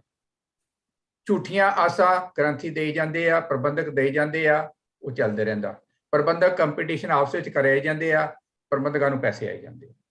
ਤਾਂ ਇਹ ਜਿੰਨੀ ਦੇਰ ਅਸੀਂ ਨੈਟਵਰਕ ਅਸੀਂ ਤੋੜਦੇ ਨਹੀਂ ਗਏ ਨਾ, ਸਾਨੂੰ ਐਂਟਰੀ ਨਹੀਂ ਮਿਲਣੀ ਗੁਰਦੁਆਰੇ 'ਚ। ਔਰ ਇਹ ਵੀ ਵੇਖਣਾ ਪੈਣਾ ਵਾ ਕਿ ਕਿਸ ਤਰ੍ਹਾਂ ਅਸੀਂ ਆਮ ਲੋਕਾਂ ਤੱਕ ਪਹੁੰਚ ਹੋ ਸਕਦੇ ਹਾਂ। ਜਿਸ ਤਰ੍ਹਾਂ ਇੱਕ ਉਦਾਹਰਨ ਸੀ ਕਿ ਜਿਸ ਤਰ੍ਹਾਂ ਇੱਕ ਪੰਡਤ ਸੀਗਾ, ਉਹਨੂੰ ਬੱਕਰੀ ਮਿਲੀ ਕਿਤੋਂ, ਉਹ ਲਿਜਾ ਰਿਹਾ ਸੀਗਾ। ਹੁਣ ਚੋਰਾਂ ਨੇ ਕਿਹਾ ਕਿ ਉਹ ਬੱਕਰੀ ਲੈਣੀ ਹੈਗੀ, ਔਰ ਉਹਨਾਂ ਨੇ ਕੀ ਕਹਿਣਾ ਸ਼ੁਰੂ ਕਰ ਦਿੱਤਾ ਕਿ ਪੰਡਤ ਜੀ ਇਹ ਕੁੱਤਾ ਬੜਾ ਸੋਹਣਾ ਵਾ, ਕਿੱਥੇ ਲਿਜਾ ਰਹੇ ਤੁਸੀਂ? ਪਹਿਲਾ ਚੋਰ ਆਇਆ ਉਹਦੇ ਕੋਲ, ਉਹਨੇ ਕਿਹਾ ਤੂੰ ਬੇਵਕੂਫ ਹੈ, ਕੁੱਤਾ ਨਹੀਂ ਗਿਆ ਤੇ ਬੱਕਰੀ ਹੈ। ਦੂਜਾ ਫੇਰ ਥੋੜੀ ਦੇਰ ਬਾਅਦ ਚੋਰ ਆ ਗਿਆ ਉਹਨਾਂ ਦਾ, ਕਿਉਂਕਿ ਚੋਰਾਂ ਦਾ ਆਪਸੇ ਨੈਟਵਰਕ ਸੀਗਾ। ਉਹਨੇ ਕਿਹਾ ਪੰਡਤ ਜੀ ਕੀ ਹਾਲ ਹੈ, ਸਭ ਕੁਝ? ਪੰਡਤ ਜੀ ਇਹ ਕੁੱਤਾ ਬੜਾ ਵਧੀਆ। ਉਹ ਕਹਿੰਦਾ ਕੀ ਕਹਿਣਾ ਵਾ, ਇਹ ਕੁੱਤਾ ਵਾ, ਇਹ ਤੇ ਬੱਕਰੀ ਆ। ਨਹੀਂ ਪੰਡਤ ਜੀ ਮੈਨੂੰ ਤੇ ਕੁੱਤਾ ਲੱਗਾ, ਵੈਸੇ ਹੋ ਸਕਦਾ ਤੁਹਾਨੂੰ ਬੱਕਰੀ ਲੱਗੀ ਹੋਵੇ। ਹੁਣ ਤੀਸਰਾ ਫੇਰ ਆਕੂ ਆ ਗਿਆ, ਔਰ ਉਹਨੇ ਫੇਰ ਉਹੀ ਗੱਲ ਕੀਤੀ ਵੀ ਪੰਡਤ ਜੀ ਇਹ ਕੁੱਤਾ ਬੜਾ ਵਧੀਆ, ਕਿੱਥੇ ਲਿਜਾ ਰਹੇ? ਉਹਨੇ ਕਿਹਾ ਵਾਕਈ ਕੁੱਤਾ ਵਾ। ਕਹਿੰਦਾ ਹਾਂ ਪੰਡਤ ਜੀ ਕੀ ਗੱਲ, ਤੁਹਾਨੂੰ ਕੀ ਹੋ ਗਿਆ ਵਾ? ਉਹਨੇ ਪੰਡਤ ਨੇ ਕੁੱਤਾ ਸੁੱਟਿਆ, ਉਹਦਾ ਜਿਹੜਾ ਬੱਕਰੀ ਲੈ ਕੇ ਉਹ ਤੁਰ ਪਏ। ਅੱਜ ਅਸੀਂ ਇਸ ਟ੍ਰੈਪ ਵਿੱਚ ਫਸੇ ਹੋਏ ਹਾਂ, ਔਰ ਕਾਰਨ ਕੀ ਹੈ? ਸਿਰਫ ਪ੍ਰੋਪੇਗੈਂਡਾ ਦਾ। ਜਿੰਨੀ ਦੇਰ ਤੱਕ ਅਸੀਂ ਆਪਣਾ ਪ੍ਰੋਪੇਗੈਂਡਾ ਨਹੀਂ ਵਧਾਉਂਦੇ, ਔਰ ਪ੍ਰੋਪੇਗੈਂਡਾ ਵਾਸਤੇ ਪੋਸੀਬਲ ਇਹ ਹੀ ਆ ਜਿਸ ਤਰ੍ਹਾਂ ਅਸੀਂ ਆਪਣਾ ਇੱਕ ਨੈਟਵਰਕ ਹੈਗਾ, ਜਿਸ ਤਰ੍ਹਾਂ ਭਾਵੇਂ ਅੱਜ 19 ਲੋਕ ਹੀ ਹੈਗੇ ਆ, ਅਸੀਂ ਆਪਸ ਵਿੱਚ ਕੋਸ਼ਿਸ਼ ਕਰੀਏ ਕਿ ਜਦੋਂ ਵੀ ਕਿਸੇ ਨਾਲ ਥਰਡ ਪਰਸਨ ਨਾਲ ਬੈਠਦੇ ਹਾਂ, ਗੁਰੂ ਦੀ ਗੱਲ ਕਰਕੇ ਕਿਸੇ ਤਰ੍ਹਾਂ ਇੱਧਰ ਐਂਟਰੀ ਵੱਲ ਲੈ ਕੇ ਆਈਏ। ਜਾਂ ਹੋਰ ਬਾਕੀ ਜਿਸ ਤਰ੍ਹਾਂ ਵੀਰ ਜੀ ਨੇ ਵੀ ਬਹੁਤ ਸਾਰੇ ਟੌਪਿਕ ਹੈ, ਗਲੋਬਲ ਸਿੱਖ ਕੌਂਸਲ ਦੇ, ਸਿੱਖ ਵਿਜ਼ਡਮ ਦਾ ਵੀ ਹੈਗਾ ਵਾ, ਕੁਐਸਚਨ ਆਨਸਰ ਦਾ ਸੈਸ਼ਨ ਆ। ਜਿੰਨੀ ਦੇਰ ਇਹਨਾਂ ਦੇ ਆਉਂਦੇ ਲੋਕਾਂ ਦੇ ਕੁਐਸਚਨ ਦੇ ਕਲੈਰੀਫਿਕੇਸ਼ਨ ਨਹੀਂ ਕਰਦੇ, ਲੋਕਾਂ ਨੇ ਮੰਨਣਾ ਨਹੀਂ। ਔਰ ਸਾਨੂੰ ਉਸ ਪਾਸੇ ਵੱਲ ਜਾਣਾ ਪੈਣਾ ਵਾ। ਅਦਰਵਾਈਜ਼ ਗੁਰਬਾਣੀ 'ਚ ਹਰ ਤਰ੍ਹਾਂ ਦੀ ਬਹੁਤ ਉਦਾਹਰਨਾਂ ਵਾ, ਪਰ ਜੇ ਗੁਰਬਾਣੀ ਤੱਕ ਪਹੁੰਚੇ ਹੀ ਨਹੀਂ ਤਾਂ ਉਹ ਉਦਾਹਰਨਾਂ ਕਿਸੇ ਕੰਮ ਨਹੀਂ ਆਉਣੀਆਂ। ਇਸ ਕਰਕੇ ਸਾਨੂੰ ਲੋੜ ਆ ਕਿ ਦੋਵੇਂ ਪਾਸੇ ਗਾਹਕ ਵੀ ਪੈਦਾ ਕਰੀਏ, ਇਹ ਗੁਣ ਵੀ ਵੇਚੀਏ, ਤਾਂ ਜੋ ਇਹ ਮੁੱਲ 'ਚ ਵਿਕਣ ਤੇ ਤਾਂ ਜੋ ਸਾਡਾ ਤਰੱਕੀ ਹੋ ਸਕੇ। ਵਾਹਿਗੁਰੂ ਜੀ ਕਾ ਖਾਲਸਾ, ਵਾਹਿਗੁਰੂ ਜੀ ਕੀ ਫਤਿਹ। ਬਹੁਤ ਬਹੁਤ ਵਧੀਆ, ਬਿਲਕੁਲ ਵੀਰ ਜੀ। ਹਾਂਜੀ ਯਾਦਵਿੰਦਰ, ਤੁਸੀਂ ਹੈਂਡ ਰੇਜ਼ ਕਰ ਰਹੇ। ਹਾਂਜੀ, ਡਾਕਟਰ ਸਰਬਜੀਤ ਸਿੰਘ ਜੀ ਨੇ, ਅੰਕਲ ਜੀ ਨੇ ਜੋ ਗੱਲ ਕਹੀ ਮੈਂ ਐਗਰੀ ਕਰਦਾ। ਤੇ ਸਰ ਨੇ ਕਿਹਾ ਕਿ ਸਾਡੇ ਕੋਲ ਸਭ ਕੁਝ ਹੈ, ਇੱਕ ਵੈਲਿਊਏਬਲ ਪ੍ਰੋਡਕਟ ਹੈ, ਬਟ ਅਸੀਂ ਉਹਨੂੰ ਸੇਲ ਨਹੀਂ ਕਰ ਪਾ ਰਹੇ। ਤੇ ਉਹਦਾ ਮੈਂ ਕਹਿੰਦਾ ਵੀ ਇੱਕੋ ਸੋਲੂਸ਼ਨ ਹੈ, ਜਿਵੇਂ ਮੈਂ ਪਹਿਲਾਂ ਗੁਰਬਖਸ਼ ਸਿੰਘ ਬਸੀ ਅੰਕਲ ਜੀ ਵੀ ਮੈਨੂੰ ਕਹਿ ਰਹੇ ਸੀ ਆਪਾਂ ਚਲਾ ਰਹੇ ਹਾਂ। ਪਤਾ ਜਿਹੜਾ ਅਸੀਂ ਸਿਸਟਮ ਚਲਾ ਰਹੇ ਹਾਂ ਕਿ ਅਸੀਂ ਪਾਠੀ ਸਿੰਘਾਂ ਨਾਲ ਕੰਟੈਕਟ ਕਰਾਂਗੇ ਜਾਂ ਪਿੰਡ ਦੇ ਲੋਕਾਂ ਨਾਲ ਕੰਟੈਕਟ ਕਰਾਂਗੇ, ਉਹ ਇੱਕ ਬਹੁਤ ਲੰਬਾ ਪ੍ਰੋਸੈਸ ਹੈ। ਉਹ 'ਚ ਕਿੰਨਾ ਟਾਈਮ ਲੱਗੇਗਾ ਸਾਨੂੰ ਨਹੀਂ ਪਤਾ। ਜਾਂ ਜਿਵੇਂ ਸਰ ਕਹਿ ਰਹੇ ਸੀ ਹੁਣ ਕਿ ਆਪਾਂ ਜਿਵੇਂ ਆਲਰੇਡੀ ਉਹਨਾਂ ਦਾ ਨੈਟਵਰਕ ਬਣਿਆ ਹੋਇਆ, ਤੇ ਮੈਂ ਇਹ ਕਹਿਣਾ ਕਿ ਆਪਾਂ ਕੋਈ ਏਦਾਂ ਦਾ ਉਪਰਾਲਾ ਕਰੀਏ ਕਿ ਜਿੱਦਾਂ ਕੋਈ ਆਪਾਂ ਅੱਜ ਕੱਲ ਦੇਖਦੇ ਕਿ ਕੋਈ ਵੀ ਪ੍ਰੋਡਕਟ ਸੇਲ ਕਰਨਾ ਹੈ ਕਿਸੇ ਕੰਪਨੀ ਨੇ, ਉਹ ਕੀ ਕਰਦੇ ਨੇ, ਉਹ ਸੈਲੀਬ੍ਰਿਟੀਜ਼ ਨੂੰ ਹਾਇਰ ਕਰਦੇ ਨੇ। ਸੈਲੀਬ੍ਰਿਟੀ ਉਸ ਚੀਜ਼ ਦੀ ਐਡ ਦਿੰਦਾ ਹੈ, ਲੋਕੀ ਉਸ ਐਡ ਨੂੰ ਦੇਖਦੇ ਨੇ ਤੇ ਉਸ ਚੀਜ਼ ਨੂੰ ਇੰਪਲੀਮੈਂਟ ਕਰ ਲੈਂਦੇ ਨੇ, ਰਾਈਟ। ਤੇ ਮੈਂ ਇਹ ਚਾਹੁੰਦਾ ਕਿ ਆਪਾਂ ਬੇਸਿਕ ਨੂੰ ਨਾ ਫੜੀਏ, ਅਸੀਂ ਜਿਹੜੇ ਚਲੋ ਜ਼ਿਆਦਾ ਨਹੀਂ, ਜਿਹੜੇ ਆਲਰੇਡੀ ਸਾਡੇ ਪ੍ਰਚਾਰਕ ਨੇ, ਜਿਹੜੇ ਸਾਨੂੰ ਲੱਗਦਾ ਕਿ ਉਹ ਸਹੀ ਪ੍ਰਚਾਰ ਕਰ ਰਹੇ ਨੇ ਜਾਂ ਉਹ ਕਰ ਸਕਦੇ ਨੇ, ਅਸੀਂ ਉਹਨਾਂ ਨਾਲ ਕੰਟੈਕਟ ਕਰੀਏ, ਕਿਉਂਕਿ ਉਹਨਾਂ ਨਾਲ ਤੇ ਪਹਿਲਾਂ ਹੀ ਬਹੁਤ ਸਾਰੇ ਕਨੈਕਸ਼ਨ ਹੈਗੇ ਨੇ, ਆਲਰੇਡੀ ਉਹਨਾਂ ਨਾਲ ਮੈਂਬਰ ਜੁੜੇ ਹੋਏ ਨੇ। ਤੇ ਅਸੀਂ ਅਗਰ ਇੱਕ ਬੰਦੇ ਨੂੰ ਸਮਝਾਵਾਂਗੇ, ਉਹ ਅੱਗੇ ਸਾਡਾ ਅਗਰ ਜੋ ਅਸੀਂ ਚੀਜ਼ ਸਮਝਾ ਰਹੇ ਅਗਰ ਉਹ ਸਹੀ ਸਮਝਾਏਗਾ ਤੇ ਉਹ ਜਲਦੀ ਅਸੀਂ ਉਹਨਾਂ ਨੂੰ ਉਧਰ ਕਰ ਸਕਦੇ ਹਾਂ। ਤੇ ਮੈਨੂੰ ਲੱਗਦਾ ਹੈ ਕਿ ਸਾਨੂੰ ਸੈਲੀਬ੍ਰਿਟੀਜ਼, ਜਿਹੜੇ ਸਾਡੇ ਸੈਲੀਬ੍ਰਿਟੀਜ਼ ਨੇ ਜਾਂ ਸਾਡੇ ਪ੍ਰਚਾਰਕ ਨੇ ਜਾਂ ਸਾਡੇ ਮੁੱਖ ਜਿਹੜੇ ਆਪਣੇ ਸਿੱਖੀ ਦੇ ਨੇ, ਆਪਾਂ ਉਹਨਾਂ ਨਾਲ ਇਸ ਚੀਜ਼ ਨੂੰ ਸਮਝਾਉਣ ਦੀ ਕੋਸ਼ਿਸ਼ ਕਰੀਏ। ਮੈਂ ਵੀ ਉਹ ਕਿਧਰੇ ਨਾ ਕਿਧਰੇ ਸਾਡੀ ਗੱਲ ਨੂੰ ਮੰਨ ਲੈਣ ਤੇ ਅਸੀਂ ਉਹਨਾਂ ਅੱਗੇ ਕਹੀਏ ਕਿ ਤੁਸੀਂ ਕਰੋ, ਤੁਹਾਡੇ ਨਾਲ ਆਲਰੇਡੀ ਇੰਨੀ ਪਬਲਿਕ ਜੁੜੀ ਹੋਈ ਹੈ, ਤੁਸੀਂ ਗੱਲ ਕਰੋਗੇ, ਇਹ ਗੱਲ ਨੂੰ ਮੰਨਿਆ ਜਾਏਗਾ। ਤੇ ਸਾਨੂੰ ਥੋੜਾ ਏਦਾਂ ਸੋਲੂਸ਼ਨ ਲੱਭਣਾ ਚਾਹੀਦਾ ਤਾਂ ਕਿ ਅਸੀਂ ਉਹਨੂੰ ਜਲਦੀ ਤੋਂ ਜਲਦੀ ਰਿਕਵਰ ਕਰ ਸਕੀਏ। ਹਾਂਜੀ, ਇਹ ਕਹਿਣਾ ਸੀ। ਹਾਂਜੀ, ਦੋ ਸਾਡੇ ਕੋਲ ਹੈਂਡ ਰੇਜ਼ਡ ਹੈ, ਇੱਕ ਵੀਰ ਰਵਿੰਦਰ ਸਿੰਘ ਜੀ ਤੇ ਵੀਰ ਗੁਰਬਖਸ਼ ਸਿੰਘ ਬਸੀ ਜੀ। ਹਾਂਜੀ ਵੀਰ ਜੀ, ਤੁਸੀਂ ਦੱਸੋ ਪਹਿਲੇ ਜਿਨ੍ਹਾਂ ਨੇ ਵੀ ਬੋਲਣਾ। Let Ravinder Singh ji share his views first. ਠੀਕ ਹੈ ਜੀ। भाई साहब जी, डॉक्टर साहब सरबजीत और डॉक्टर नीतू जी इन्होंने गल्लां कीतियां ने। देखो, we are too soft with our younger generation. They are losing track too fast. डंडे दा जोर लाना पैना साडा गुरु हैगा और उन्होंने मनना पाएगा किसी भी हालत विच। He is the living guru and everyone must be told he is the living guru, right? As sadena basics again, if we don't go by that, we are already lost. As ਸਾਡੇ ਆਪਣੇ ਮਾਪਿਓ ਅਸੀਂ being a grandfather, I instill it in my grandchildren, my children also. ਭਾਵੇਂ ਵਾਲ ਕੱਟੇ ਉਹਨਾਂ ਨੇ ਪਰ ਗੁਰਬਾਣੀ ਹਰ ਰੋਜ਼ ਪੜ੍ਹ ਕੇ ਨਿਕਲਦੇ ਘਰੋਂ, ਘਰ ਆ ਕੇ ਸ਼ਾਮ ਨੂੰ ਫੇਰ ਪੜ੍ਹ ਦੇਣ. You know, that is something that you instill, like I was instilled by my parents. That is something we have to instill in our children on a daily basis. ਹਰ ਰੋਜ਼ ਦੀ ਗੱਲ. ਦੂਸਰੀ ਗੱਲ, ਅਸੀਂ ਥੋੜੀ ਜਿਹੀ ਪਹਿਲੇ ਦਾ ਅਸੀਂ ਗੱਲ ਕਰ ਰਹੇ ਸੀ, ਅਸੀਂ ਨਾਮਾਂ ਦੇ ਅੱਗੇ ਨਾਮ ਲਾਤੇ, ਅਸੀਂ ਸਿੰਘ ਚੁੱਕਤਾ, ਕੌਰ ਚੁੱਕਤਾ. ਐਸੀ ਕਿਹੜੇ ਪਾਸੇ ਜਾ ਰਹੇ? You know, ਗੁਰਦੁਆਰਿਆਂ ਦੇ ਅਸੀਂ ਆਪਣੇ ਨਾਮ ਚੇਂਜ ਕਰ ਲਏ, ਜਾਤਾਂ ਪਾਤਾਂ ਤੇ ਰੱਖਤੇ. You know, ਵੀ ਫਲਾਣਾ ਗੁਰਦੁਆਰਾ ਇਹ ਬੰਦੇ ਹੀ ਸਿਰਫ ਉੱਥੇ ਆ ਸਕਦੇ. Is that Sikhi? Is that the Sikhi we know from ਸਾਡੀ ਗੁਰਬਾਣੀ ਚੋਂ? I don't think so. Guru Sahib ਨੇ ਸਾਨੂੰ ਇੱਕ ਨਾਮ ਦਿੱਤਾ, ਇੰਨਾ ਸੋਹਣਾ ਨਾਮ ਦਿੱਤਾ, ਇੱਕ ਸਿੰਘ ਤੇ ਇੱਕ ਕੌਰ. ਉਹ ਤੋਂ ਅਸੀਂ ਨਿਕਲ ਕੇ ਪਤਾ ਨਹੀਂ ਕਿੱਥੇ ਕਿੱਥੇ ਜਾ ਵੜਦੇ. ਉਹ ਤੁਹਾਨੂੰ ਸਰਦਾਰ ਸਾਹਮਣੇ ਮਿਲੇਗਾ, ਪਹਿਲੇ ਪੁੱਛੇਗਾ ਰਵਿੰਦਰ ਸਿੰਘ, ਅੱਛਾ ਅੱਗੇ ਭਾਜੀ ਮੇਰਾ ਨਾਮ ਹੈ, ਗੁਰੂ ਦਾ ਦਿੱਤਾ ਹੈ ਨਾਮ ਹੈ, ਉਹ ਮੈਂ ਜੋੜ ਰਿਹਾ. ਸਰਦਾਰ ਜੀ ਉਦਾਂ ਹੀ ਯੂ ਨੋ ਵੀ ਯਾਰ ਇਹਨੇ ਦੱਸਣਾ ਨਹੀਂ ਚਾਹੁੰਦਾ ਹੈ ਤਾਂ ਕੋਈ ਨੀਵਾ ਬੰਦਾ ਹੋਣਾ. ਚੱਲ ਮੈਨੂੰ ਨੀਵਾ ਹੀ ਸਮਝ ਲੈ, ਲੇਕਿਨ ਮੈਂ ਹੈ ਤੇ ਸਿੱਖੀ. You know, those are the kind of things we need to instill in our children. ਵੀ ਤੁਸੀਂ ਸਿੱਖੀ ਵੱਲ ਜਾਓ. We as parents, my children, as they are also parents, I tell them ਯਾਰ ਬੱਚਿਆਂ ਨੂੰ ਤੁਸੀਂ at least 5 ਪੌੜੀਆਂ ਦਾ ਪਾਠ ਤੇ ਸਿਖਾਓ, ਸ਼ਾਮ ਦਾ ਰਹਿ ਰਾਸ ਕਰ ਲੈ, ਬਾਕੀ ਦਾ ਇੰਟਰਸਟ ਆਪ ਹੀ ਪੈ ਜਾਏਗਾ ਉਹਨਾਂ ਨੂੰ ਅੱਗੇ ਆ ਕੇ. ਤੇ ਅਸੀਂ ਸਾਰਾ ਦਿਨ ਗੱਲ ਕਰ ਸਕਦੇ. ਚਲੋ ਮੈਂ ਤੇ ਬਸ ਕਰਦਾ. ਔਰ ਇੱਥੇ ਸਾਡੇ ਗ੍ਰੰਥੀ ਸਾਹਿਬ ਨੇ ਜਿਹੜੇ, ਉਹ ਵਿਚਾਰੇ ਉਹ 20,000 30,000 ਦੀ ਅਸੀਂ ਉਹਨਾਂ ਨੂੰ ਤਨਖਾਹ ਦਿੰਦੇ. ਪਾਰਟੀ ਅਸੀਂ ਕਰਦੇ ਲੱਖਾਂ ਦੀ, ਕਿੰਨੇ ਹਰ ਹਫ਼ਤੇ ਲੱਖਾਂ ਦੀਆਂ ਪਾਰਟੀਆਂ ਕਰਦੇ. ਗ੍ਰੰਥੀ ਸਾਹਿਬ ਦਾ ਕਿਧਰੇ ਮੁੰਡਾ ਬਿਮਾਰ ਹੋ ਜਾਏ, ਬੱਚਾ ਬਿਮਾਰ ਹੋ ਜਾਏ, ਉਹਨੇ ਪੜ੍ਹਾਉਣਾ ਹੋਏ ਨਾ, ਉਹ ਸਾਡੇ ਸਕੂਲ ਦੇ ਫੰਡ ਹੈ ਨਾ ਜਿਹੜੇ, ਹੋਰ 100 ਬੰਦਿਆਂ ਨੂੰ ਦੇ ਦੇਂਗੇ, ਲੇਕਿਨ ਗ੍ਰੰਥੀ ਕਹਾਂਗੇ ਤੈਨੂੰ ਤਨਖਾਹ ਨਹੀਂ ਮਿਲਦੀ ਗੁਰਦੁਆਰੇ ਚੋਂ. what are we looking at? ਉਹ ਜਿੰਨੇ ਤੁਹਾਨੂੰ ਸਿਖਾਉਣਾ ਹੈ, ਜਿਹਨੇ ਤੁਹਾਨੂੰ ਜਿਹਦੇ ਕੋਲੋਂ ਤੁਸੀਂ ਸਿੱਖਣਾ ਹੈ, ਜਿਹਨੇ ਤੁਹਾਡੇ ਬੱਚਿਆਂ ਨੂੰ ਸਿਖਾਉਣਾ ਹੈ, ਤੁਸੀਂ ਉਹਨੂੰ ਤੰਗ ਰੱਖ ਰਹੇ ਹੋ ਕਿ ਕਿੱਥੇ ਜਾਵਾਂਗੇ ਅਸੀਂ, ਅੱਗੇ ਵੀ ਜਾ ਕੇ ਜਵਾਬ ਦੇਣੇ. ਸੋਚ ਲਓ. ਬਹੁਤ ਬੋਲ ਗਿਆ ਮੈਂ ਵੀਰ ਜੀ, ਬਹੁਤ ਧੰਨਵਾਦ ਵੀਰ ਜੀ, ਬਹੁਤ ਵਧੀਆ ਵਿਚਾਰ ਰੱਖੇ ਤੁਸੀਂ. ਬਿਲਕੁਲ ਪਾਰਟੀਆਂ ਤੇ ਅਸੀਂ ਖਰਚ ਕਰ ਦਿੰਦੇ ਆ, ਵਿਆਹਾਂ ਤੇ ਖਰਚ ਕਰ ਦਿੰਦੇ ਆ, ਪਰ ਜੇ ਚੰਗੇ ਪਾਸੇ ਵਾਲੇ ਪਾਸੇ ਕਹੀਏ, ਜਿਹੜਾ ਅਸੀਂ ਸਿੰਗਰ ਲਿਆਉਂਦੇ ਆ ਵਿਆਹਾਂ ਤੇ, ਉਹ ਸਾਡੀ ਕੋਸ਼ਿਸ਼ ਹੁੰਦੀ ਆ ਵੀ ਕਿੰਨੇ ਵੀ ਲੱਖਾਂ ਖਰਚ ਕੇ ਲੈ ਆਈਏ, ਤੇ ਜੇ ਰਾਗੀ ਸਿੰਘ ਆ ਕੇ ਉਹਨਾਂ ਦਾ ਹੋਵੇ ਤੇ ਫਿਰ ਅਸੀਂ ਕਹਿੰਦੇ ਲੈ ਦੱਸੋ ਐ ਰਾਗੀਆਂ ਨੂੰ ਇਹਨਾਂ ਨੇ ਕੀ ਕਰਨੇ ਆ ਇੰਨੇ ਪੈਸੇ. ਉੱਥੇ ਸਾਡਾ ਜਿਹੜਾ ਹੈਗਾ ਵਾ ਵਿਹਾਰ ਹੀ ਚੇਂਜ ਹੋ ਜਾਂਦਾ. ਬਹੁਤ ਵਧੀਆ ਤੁਸੀਂ ਪੁਆਇੰਟ ਰੱਖਿਆ. ਹਾਂਜੀ ਵੀਰ ਜੀ, ਗੁਲਬਰਗ ਸਿੰਘ ਵੀਰ ਜੀ। ਆਪ ਜੀ ਦਾ ਬਹੁਤ ਧੰਨਵਾਦ ਫॉर गिविंग मी अपॉर्चुनिटी. ਮੈਂ ਐਕਚੁਅਲੀ ਗੱਲ ਤੇ ਕਰਨੀ ਚਾਹੁੰਦਾ, ਜਿਹੜਾ ਸਾਡਾ ਮੇਨ ਵਿਸ਼ਾ ਹੈ ਗੁਰਬਾਣੀ ਸਾਡਾ ਗੁਰੂ ਕਿਵੇਂ, ਸਵਾਲ ਤੇ ਇਹ ਸੀ, ਤੇ ਕੀ ਅਸੀਂ ਗੁਰਬਾਣੀ ਨੂੰ ਮੰਨਦੇ ਆ, ਉਹ ਫੋਲੋ ਅਪ ਸਵਾਲ ਸੀ. ਤੇ ਬਾਕੀ ਦਾ ਵਿਸ਼ੇ ਹੁਣ ਆਉਂਦਿਆਂ ਵਿੱਚ ਇਹ ਇੰਪੋਰਟੈਂਸ ਆ ਗਈ ਕਿ ਅਸੀਂ ਗੁਰੂ ਦਾ ਮੈਸੇਜ ਦੁਨੀਆ ਤੱਕ ਕਿੱਦਾਂ ਪਹੁੰਚਾਉਣਾ, ਤੇ ਲੋਕੀ ਕਿੱਦਾਂ, ਸਾਨੂੰ ਗਾਹਕ ਕਿੱਥੋਂ ਮਿਲਣਗੇ, ਗਾਹਕ ਕਿੱਥੇ. ਮੈਂ ਇਹਨਾਂ ਦੋਨਾਂ ਨੂੰ ਕੋਸ਼ਿਸ਼ ਕਰਨੀ ਕਿ ਮੈਂ ਥੋੜਾ ਜਿਹਾ ਇਕੱਠੇ ਕਰਨਾ. ਪਹਿਲਾ ਤਾਂ ਇਹ ਹੈ ਕਿ ਗਾਹਕ ਨੂੰ ਪਤਾ ਹੋਵੇ ਕਿ ਮੈਂ ਸੌਦਾ ਕਿਹੜਾ ਖਰੀਦਣਾ. ਜੇ ਗਾਹਕ ਦੇ ਮਨ ਵਿੱਚ ਇਹ ਹੈਗਾ ਨਾ ਕਿ ਮੈਨੂੰ ਆਹ ਸੌਦਾ ਇਸ ਵਜ੍ਹਾ ਕਰਕੇ ਖਰੀਦਣਾ, ਤਾਂ ਫਿਰ ਉਹ ਸ਼ਾਇਦ ਖਰੀਦੂ. ਜੇ ਉਹਨੂੰ ਇਹ ਪਤਾ ਹੀ ਨਹੀਂ ਤੇ ਅਸੀਂ ਮੱਲੋ ਮੱਲੀ ਕਹੀ ਜਾਂਦੇ ਆ ਚੱਕ ਬਈ, ਜਾਂ ਆਹ ਖਰੀਦ, ਲੇਕਿਨ ਉਹਨੂੰ ਪਤਾ ਨਹੀਂ ਮੈਂ ਇਹਦਾ ਕਰਨਾ ਕੀ ਹੈ.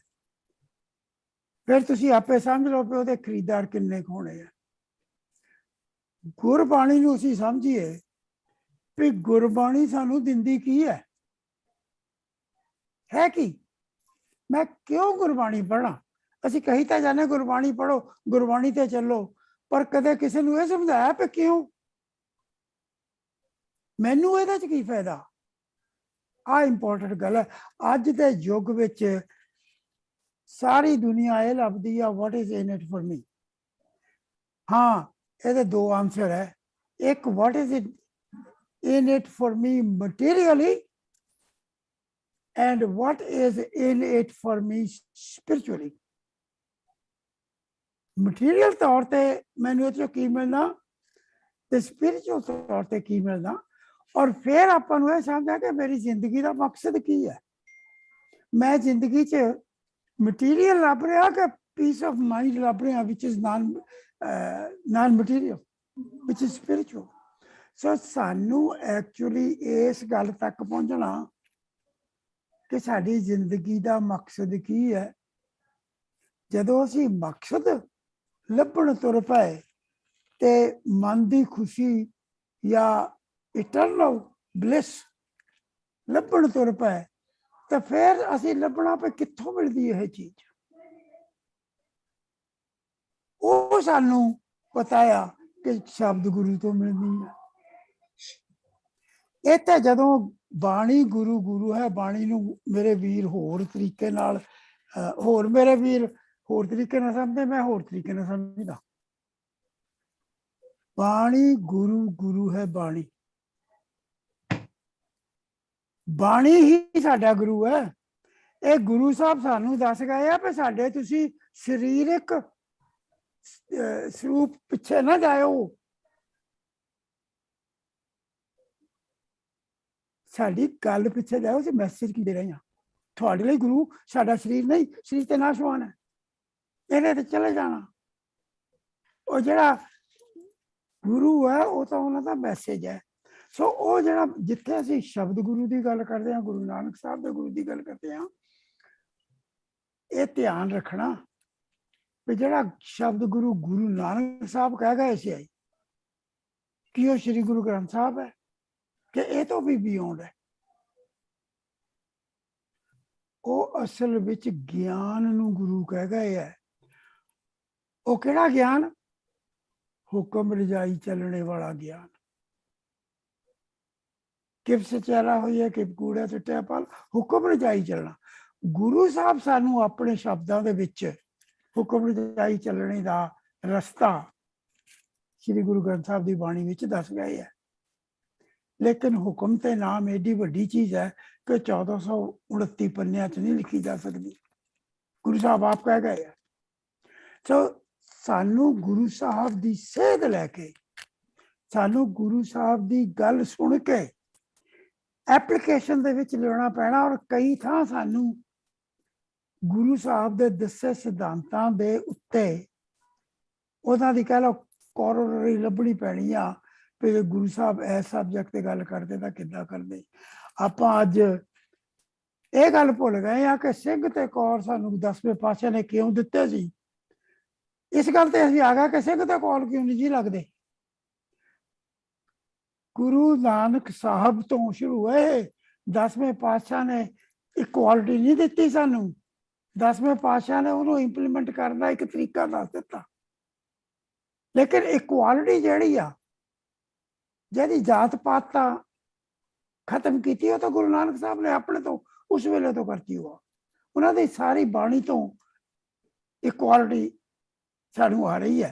सो इदा ना कहिए कि 10वें पातशाह ने जात पात खत्म की, जात पात गुरु नानक साहब ने करती। ये भी कह देना कि 10वें पातशाह ने जी सिख नूं पूर्ण किया, की गल वो तो पहला तो सिख अधूरे सीगे या जिन्ने भगत सी वो अधूरे सीगे।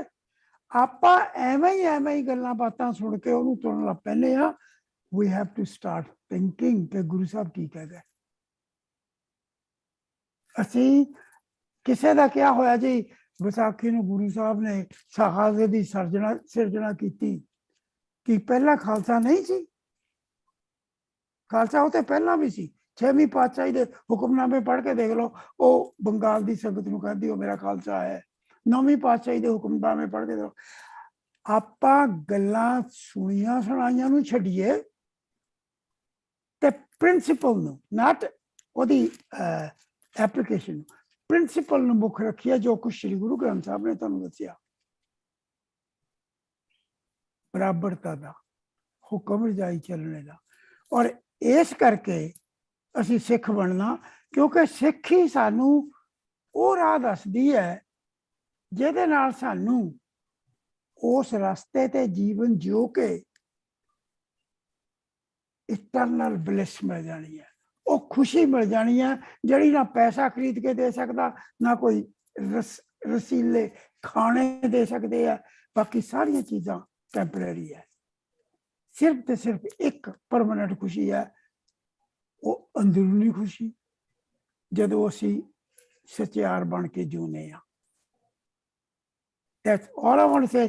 That is why ਗੁਰਬਾਣੀ ਸਾਡਾ ਗੁਰੂ ਹੈ। ਐਂਡ ਅਸੀਂ ਉਹਦੀ ਮੰਨਦੇ ਨਹੀਂ, ਉਹ ਇੰਡੀਵਿਜੂਅਲ ਇਗਨੋਰੈਂਸ ਕਰਕੇ ਹੈ। ਮੰਨਦੇ ਕਿਉਂ ਨਹੀਂ?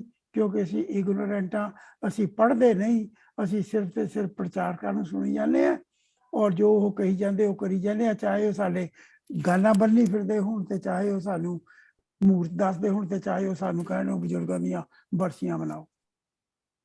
ਇਹ ਸਾਨੂੰ ਆਪ ਨਾ ਪੜ੍ਹਨੇ ਦਾ, ਕਹਿ ਲਓ ਆਪ ਗੁਰਬਾਣੀ ਨਾ ਪੜ੍ਹਨੇ ਦੀ, ਨਾ ਸਮਝਣੇ ਦੀ ਵਜ੍ਹਾ ਹੈ। ਤੇ ਆ ਜਿਹੜੇ ਸੈਸ਼ਨ ਸ਼ੁਰੂ ਕੀਤੇ ਆ ਨਾ ਗਲੋਬਲ ਸਿੱਖ ਕੌਂਸਲ ਵੱਲੋਂ, ਹਾਲੇ ਤਾਂ 4 ਕੇ ਹੀ ਹੈ, ਲੇਕਿਨ ਇਹ ਅਸੀਂ ਵਰਲਡ ਵਾਈਡ ਕਰਨੇ ਆ ਇੱਦਾਂ ਦੇ ਸੈਸ਼ਨ, ਤੇ ਸਾਰੇ ਲੋਕੀ ਆ ਕੇ ਇਹਨਾਂ ਸੈਸ਼ਨ ਦੇ ਵਿੱਚ ਪਾਰਟਿਸਿਪੇਟ ਕਰਕੇ ਗਿਆਨਵਾਨ ਹੋਣ। ਉਹ ਗਿਆਨ ਜਿਹੜਾ ਗੁਰੂ ਸਾਨੂੰ ਦੇ ਰਹੇ ਹੈ, ਨਾ ਕਿ ਉਹ ਗਿਆਨ ਜਿਹੜੇ, ਪਲੀਜ਼ ਮਾਫ ਕਰਨਾ, ਜਿਹੜੇ ਭਾਈਆਂ ਦੇ ਗੁਰਦੁਆਰਿਆਂ ਦੇ ਸਟੇਜਾਂ ਤੇ ਬਹਿ ਕੇ ਕਹਾਣੀਆਂ ਦੱਸ ਰਹੇ ਹੈ। ਜੋ ਆਪਾਂ ਆਹ ਸੈਸ਼ਨਾਂ ਨੂੰ ਪਾਪੂਲੇਟ ਕਰੀਏ ਤਾਂ ਕਿ ਸਾਰੇ ਲੋਕਾਂ ਨੂੰ ਅਸਲ ਗੁਰਬਾਣੀ ਦਾ ਮੈਸੇਜ ਪਹੁੰਚਣਾ ਸ਼ੁਰੂ ਹੋਵੇ। ਆਪ ਜੀ ਦਾ ਬਹੁਤ ਬਹੁਤ ਧੰਨਵਾਦ ਜੀ। ਬਹੁਤ ਧੰਨਵਾਦ ਵੀਰ ਜੀ ਆਪ ਜੀ ਦਾ। ਤੁਸੀਂ ਬੜੀਆਂ ਵਧੀਆ ਗੱਲਾਂ ਜਿਹੜੀਆਂ ਸਮਝਾ ਕੇ ਗਏ ਆ। ਬਿਲਕੁਲ ਸੈਸ਼ਨ ਜਿਹੜੇ ਅਸੀਂ ਤਾਂ ਹੀ ਕਾਮਯਾਬ ਕਰ ਸਕਦੇ ਹਾਂ ਜੇ ਅਸੀਂ ਇੱਕ ਦੇ ਨਾਲ 2 ਜਾਣੇ, 2 ਦੇ ਨਾਲ 4 ਜਾਣੇ ਅਸੀਂ ਲੈ ਕੇ ਆਈਏ। ਅਸੀਂ ਹਰ ਵਾਰੀ ਕਹਿੰਦੇ ਜ਼ਰੂਰ ਹਾਂ ਸਾਰਿਆਂ ਨੂੰ ਵੀ ਭਾਈ ਲੈ ਕੇ ਆਓ, ਅਸੀਂ ਸਾਰੇ ਗੱਲਾਂ ਵੀ ਕਰਦੇ ਹਾਂ ਵੀ ਕਿਵੇਂ ਹੋਏ, ਪਰ ਅਸੀਂ ਆਪਣੀ ਕੋਸ਼ਿਸ਼ ਜਿਹੜੀ ਆ ਉਹ ਨਹੀਂ ਕਰਦੇ। ਕੋਸ਼ਿਸ਼ ਅਸੀਂ ਜੇ ਦਿਲੋਂ ਕਰੀਏ ਵੀ ਅਸੀਂ ਅੱਗੇ ਮੈਸੇਜ ਭੇਜੀਏ, ਆਓ ਭਾਈ ਆਪਣਾ ਫਰਜ਼ ਸਮਝ ਕੇ ਅਸੀਂ ਮੈਸੇਜ ਭੇਜੀਏ ਵੀ ਆਓ ਇਹਨਾਂ ਸੈਸ਼ਨ ਦੇ ਵਿੱਚ ਜੁੜੋ, ਤੇ ਜ਼ਰੂਰ ਜਿਹੜਾ ਵਾ ਉਹ ਬੂੰਦ ਕਰਕੇ ਜਿਹੜਾ ਸਮੁੰਦਰ ਭਰਦਾ ਹੈ, ਆਪਣੇ ਆਪ ਜਿਹੜੀ ਗਿਆਨ ਦੀ ਹਨੇਰੀ ਹੈ ਉਹ ਚੱਲੇਗੀ। ਬਾਕੀ ਸ਼ਬਦ ਦੇ ਵਿੱਚ ਹੀ ਆਪਣਾ ਬਾਣੀ ਸ਼ਬਦ ਸੁਭਾਖਿਆ, ਗਾਵੋ ਸੁਣੋ ਪੜੋ ਨਿਤ ਭਾਈ ਗੁਰ ਪੂਰੇ ਤੂੰ ਰਾਖਿਆ। ਜੇ ਇਸ ਗੱਲ ਨੂੰ ਸ਼ਬਦਾਂ ਨੂੰ ਅਸੀਂ ਪੜਾਂਗੇ, ਕਿਉਂਕਿ ਗਿਆਨ ਜਿਹੜਾ ਉਹ ਸ਼ਬਦਾਂ ਦੇ ਵਿੱਚ, ਤੇ ਸ਼ਬਦ ਤੋਂ ਅਸੀਂ ਦੂਰ ਹੋ ਜਾਂਦੇ ਹਾਂ। ਕਹਿੰਦੇ ਅਸੀਂ ਕਿ ਅਸੀਂ ਗਿਆਨ ਲੈਣਾ ਹੈ, ਪਰ ਗਿਆਨ ਅਸੀਂ ਤਾਂ ਕਰਕੇ ਨਹੀਂ ਲੈਂਦੇ ਕਿਉਂਕਿ ਅਸੀਂ ਸ਼ਬਦ ਨੂੰ ਪੜ੍ਹਦੇ ਹੀ ਨਹੀਂ। ਸ਼ਬਦ ਨੂੰ ਪੜਾਂਗੇ ਤੇ ਗਿਆਨ ਵੀ ਲਵਾਂਗੇ, ਤੇ ਫਿਰ ਉਹਨੂੰ ਗਾ ਕੇ, ਸੁਣ ਕੇ, ਪੜ੍ਹ ਕੇ, ਫਿਰ ਉਹਦੇ ਅੰਦਰ ਸਮਾ ਕੇ ਫਿਰ ਜਿਹੜੀ ਗੱਲ ਆ ਉਹ ਬਣਨੀ ਆ। ਹਾਂਜੀ, ਸਾਡੇ ਕੋਲ ਟਾਈਮ ਬਹੁਤ ਥੋੜਾ ਰਹਿ ਗਿਆ, ਪਰ ਭੈਣ ਜੀ ਮਨਿੰਦਰ ਕੌਰ ਜੀ ਦਾ ਹੈਂਡ ਕਾਫੀ ਟਾਈਮ ਤੋਂ ਰੇਜ਼ ਆ। ਜੀ ਭੈਣ ਜੀ। जी वाहिगुरु जी का खालसा वाहिगुरु जी की फतेह। भैन जी काफी चर्चा हो चुकी है। मैं एक छोटी जी गल कहना चाहांगी कि असी गुरु ग्रंथ साहब नूं गुरु गद्दी दित्ती सी, है ना, ते गुरु ग्रंथ साहब नूं असी गुरु मन्निया, ते गुरु सानू ज्ञान दा प्रकाश दिंदा है। पर वो तां ही संभव है ना कि जद असी गुरबाणी नूं पढ़ रहे हां ते नाल उसदे अर्थ भी विचारीए, ते फिर वो कहंदे ने मुख गुरबानी पढ़े मन अर्थ विचारे, ते जीवन मारे गुरबानी दे लिशकारे। ते ताई मतलब वो गुरबानी नूं जद असी पढ़न वाले काफी संगत है। देखो गुरबानी बहुत लोग पढ़ते हैं, उन्हें वीर जी ने गल कीती है कि घट्टो घट बच्चे ने सवेरे पाठ करके तां निकलते ने, पर उस नूं समझना जरूरी है। असी समझ नहीं रहे हैं, इस वास्ते असी ओदे विच जो सानू जिथों दी हटाया गया है ਅਸੀਂ ਉਸੇ ਪਾਸੇ ਜੁੜੀ ਜਾ ਰਹੇ ਹਾਂ। ਕਰਮ ਕਾਂਡਾਂ ਤੋਂ ਹਟਾਇਆ ਹੈ, ਜਿੱਥੋਂ ਵੀ ਸਾਨੂੰ ਹਟਾਇਆ ਗਿਆ ਹੈ ਤੇ ਅਸੀਂ ਉੱਥੇ ਦੇ ਉੱਥੇ ਹੀ ਜੁੜੇ ਹੋਏ ਹਾਂ। ਭਾਵੇਂ ਗੁਰਬਾਣੀ ਰੋਜ਼ ਪੜ੍ਹ ਰਹੇ ਹਾਂ, ਲੇਕਿਨ ਅਸੀਂ ਕਰਮ ਕਾਂਡ ਵੀ ਕਰ ਰਹੇ ਹਾਂ। ਤੇ ਇਸ ਦੇ ਵਾਸਤੇ ਜ਼ਰੂਰੀ ਹੈ ਕਿ ਬਾਣੀ ਜਿਹੜੀ ਹੈ ਉਹ ਸਮਝ ਆਵੇ ਸਾਨੂੰ, ਤੇ ਜਦ ਸਮਝ ਆਏਗੀ ਬਾਣੀ ਤਾਂ ਹੀ ਅਸੀਂ ਮਤਲਬ ਉਸ ਰਸਤੇ ਤੇ ਚੱਲਾਂਗੇ ਜੇ ਜਿਸਨੂੰ ਕਿ ਸਾਨੂੰ ਗੁਰੂ ਕਹਿ ਕੇ, ਗੁਰੂ ਗ੍ਰੰਥ ਸਾਹਿਬ ਜੀ ਨੂੰ ਗੁਰੂ ਦਾ ਸਥਾਨ ਦਿੱਤਾ ਹੈ, ਗੁਰੂ ਸਾਨੂੰ ਪ੍ਰਕਾਸ਼ ਦੇ ਰਿਹਾ ਵੇ। ਤੇ ਉਹ ਤਾਂ ਹੀ ਸੰਭਵ ਹੈ ਜਦ ਸਾਡੀ ਉਹ ਗੱਲ ਸਮਝ ਆਏਗੀ। जब तक समझ नहीं आती है तो असी उस राह ते नहीं चल सकते। जब राह ते नहीं चलांगे तो ਉਹਦਾ ਕੀ ਫਾਇਦਾ ਨਾ, ਪੜਨ ਦਾ ਕੀ ਫਾਇਦਾ। ਉਹ ਪੜਨ ਦੇ ਨਾਲ ਇੱਕ ਕਹਾਵਤ ਵੀ ਹੈ, ਪੜੇ ਲਿਖੇ ਕਛੂ ਨਹੀਂ ਹੋਏ ਗੁਨੇ ਲਿ ਹੋਤੇ। ਜਦ ਅਸੀਂ ਉਸਨੂੰ ਸਮਝਾਂਗੇ, ਉਸ ਰਾਹ ਤੇ ਚੱਲਾਂਗੇ, ਉਸ ਮਾਰਗ ਤੇ ਚੱਲਣ ਲੱਗਾਂਗੇ ਤਾਂ ਸਾਨੂੰ ਗੁਰਬਾਣੀ ਵੀ ਲਾਹ ਦੇਗੀ। ਤੇ ਬੱਚੇ ਵੀ ਜਿਹੜੇ ਵੀ ਪਾਠ ਕਰਦੇ ਨੇ, ਅਸੀਂ ਦੇਖਿਆ ਸਿਰਫ ਪਾਠ ਹੀ ਕਰਦੇ ਨੇ, ਸਮਝਦੇ ਨਹੀਂ ਨੇ। ਛੋਟੀ ਛੋਟੀ ਗੱਲ ਜਦ ਅਸੀਂ ਬੱਚਿਆਂ ਨਾਲ ਕਰੀਦੀ ਹੈ, ਜਿਹੜੇ ਰੋਜ਼ ਪਾਠ ਕਰਨ ਵਾਲੇ ਨੇ, ਉਹਨਾਂ ਕੋਲੋਂ ਵੀ ਛੋਟੀ ਛੋਟੀ ਗੱਲ ਵਿੱਚੋਂ ਪੁੱਛੋ ਤੇ ਉਹ ਸਹੀ ਜਵਾਬ ਨਹੀਂ ਦੇ ਪਾਉਂਦੇ ਨੇ। ਬਸ ਇੰਨਾ ਹੀ ਕਹਿਣਾ ਸੀ। ਵਾਹਿਗੁਰੂ ਜੀ ਕਾ ਖਾਲਸਾ, ਵਾਹਿਗੁਰੂ ਫਤਿਹ। ਬਹੁਤ ਧੰਨਵਾਦ ਭੈਣ ਜੀ। ਵੀਰ ਜੀ, ਬਿਟੀਆ ਨੇ ਇੱਕ ਸਵਾਲ ਤੁਹਾਡੇ ਕੋਲੋਂ ਪੁੱਛਣਾ ਹੈ। ਮੈਂ ਉਹਨੂੰ ਦੱਸਿਆ ਜ਼ਰੂਰ ਹੈ, ਪਰ ਉਹਨੂੰ ਜਵਾਬ ਡਾਕਟਰ ਸਰਬਜੀਤ ਸਿੰਘ ਅੰਕਲ ਜੀ ਹਣਾ ਕੋਲੋਂ ਚਾਹੀਦਾ ਹੈ। ਉਹ ਕਹਿੰਦੀ ਤੇ ਅਗਲੇ ਹਫਤੇ ਤੁਸੀਂ ਜ਼ਰੂਰ ਇਹਦਾ ਜਵਾਬ ਦੇਣਾ। ਕੁਐਸਚਨ ਨੂੰ ਧੰਨਵਾਦ ਪੁੱਛ ਲੈਂਦੀ। ਆ ਜਾਓ। ਵਾਹਿਗੁਰੂ ਜੀ ਕਾ ਖਾਲਸਾ, ਵਾਹਿਗੁਰੂ ਜੀ ਕੀ ਫਤਿਹ। ਵਾਹਿਗੁਰੂ ਜੀ ਕਾ ਖਾਲਸਾ। ਮੇਰਾ ਕੁਐਸਚਨ ਹੈਗਾ ਕਿ ਮੈਂ ਬਹੁਤ ਸਾਰੇ ਜਾਣਿਆਂ ਤੋਂ ਸੁਣਿਆ that ਜਦੋਂ ਕੋਈ pass away ਹੋ ਜਾਂਦਾ ਹੈ, the soul goes to some other person, something like that. Is reincarnation true or not? That's my question. ਹਾਂਜੀ ਵੀਰ ਜੀ, ਤੁਸੀਂ ਸਵਾਲ ਸੁਣ ਲਿਆ? ਨਹੀਂ, ਰਿਪੀਟ ਕੁਐਸਚਨ ਕਰਿਓ, ਕਲੀਅਰ ਨਹੀਂ ਪਤਾ ਲੱਗਾ ਆਵਾਜ਼ ਥੋੜੀ। ਮੈਂ ਬਹੁਤ ਸਾਰੇ ਜਾਣਿਆਂ ਤੋਂ ਸੁਣਿਆ ਜਦੋਂ ਕੋਈ pass away ਹੋ ਜਾਂਦਾ, ਜਦੋਂ ਕੋਈ ਮਰ ਜਾਂਦਾ ਹੈ, ਉਹਨਾਂ ਦੀ ਜੋ soul ਹੁੰਦੀ ਹੈ, ਆਤਮਾ ਹੁੰਦੀ ਹੈ, ਉਹ ਕਿਸੇ ਹੋਰ ਦੇ ਵਿੱਚ ਚਲ ਜਾਂਦੀ ਹੈ। ਮੇਰਾ ਕੁਐਸਚਨ ਆਇਆ ਕਿ reincarnation ਸਹੀ ਹੈ, like is it true or not? Short ਲਫ਼ਜ਼ਾਂ ਚ ਜਵਾਬ ਦੇ ਦੇਣਾ ਹੁਣੇ, ਬਾਕੀ ਉਹ ਡਿਟੇਲ ਬਾਅਦ ਡਿਸਕਸ ਕਰ ਲੂੰਗੇ। ਠੀਕ ਹੈ। ਹੁਣ ਕੀ ਅਸੀਂ ਸਮਝਦੇ ਹਾਂ ਕਿ ਸਾਇੰਟੀਫਿਕਲੀ ਪੋਸੀਬਲ ਹੈ? ਹੁਣ ਚੀਜ਼ ਹੈਗੀ ਆ, ਪੁਰਾਣੇ ਸਮੇਂ 'ਚ ਉਦਾਹਰਨਾਂ ਦਿੰਦੇ ਸੀਗੇ।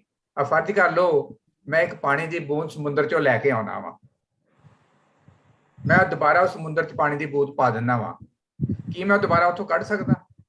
It is something like system is like that.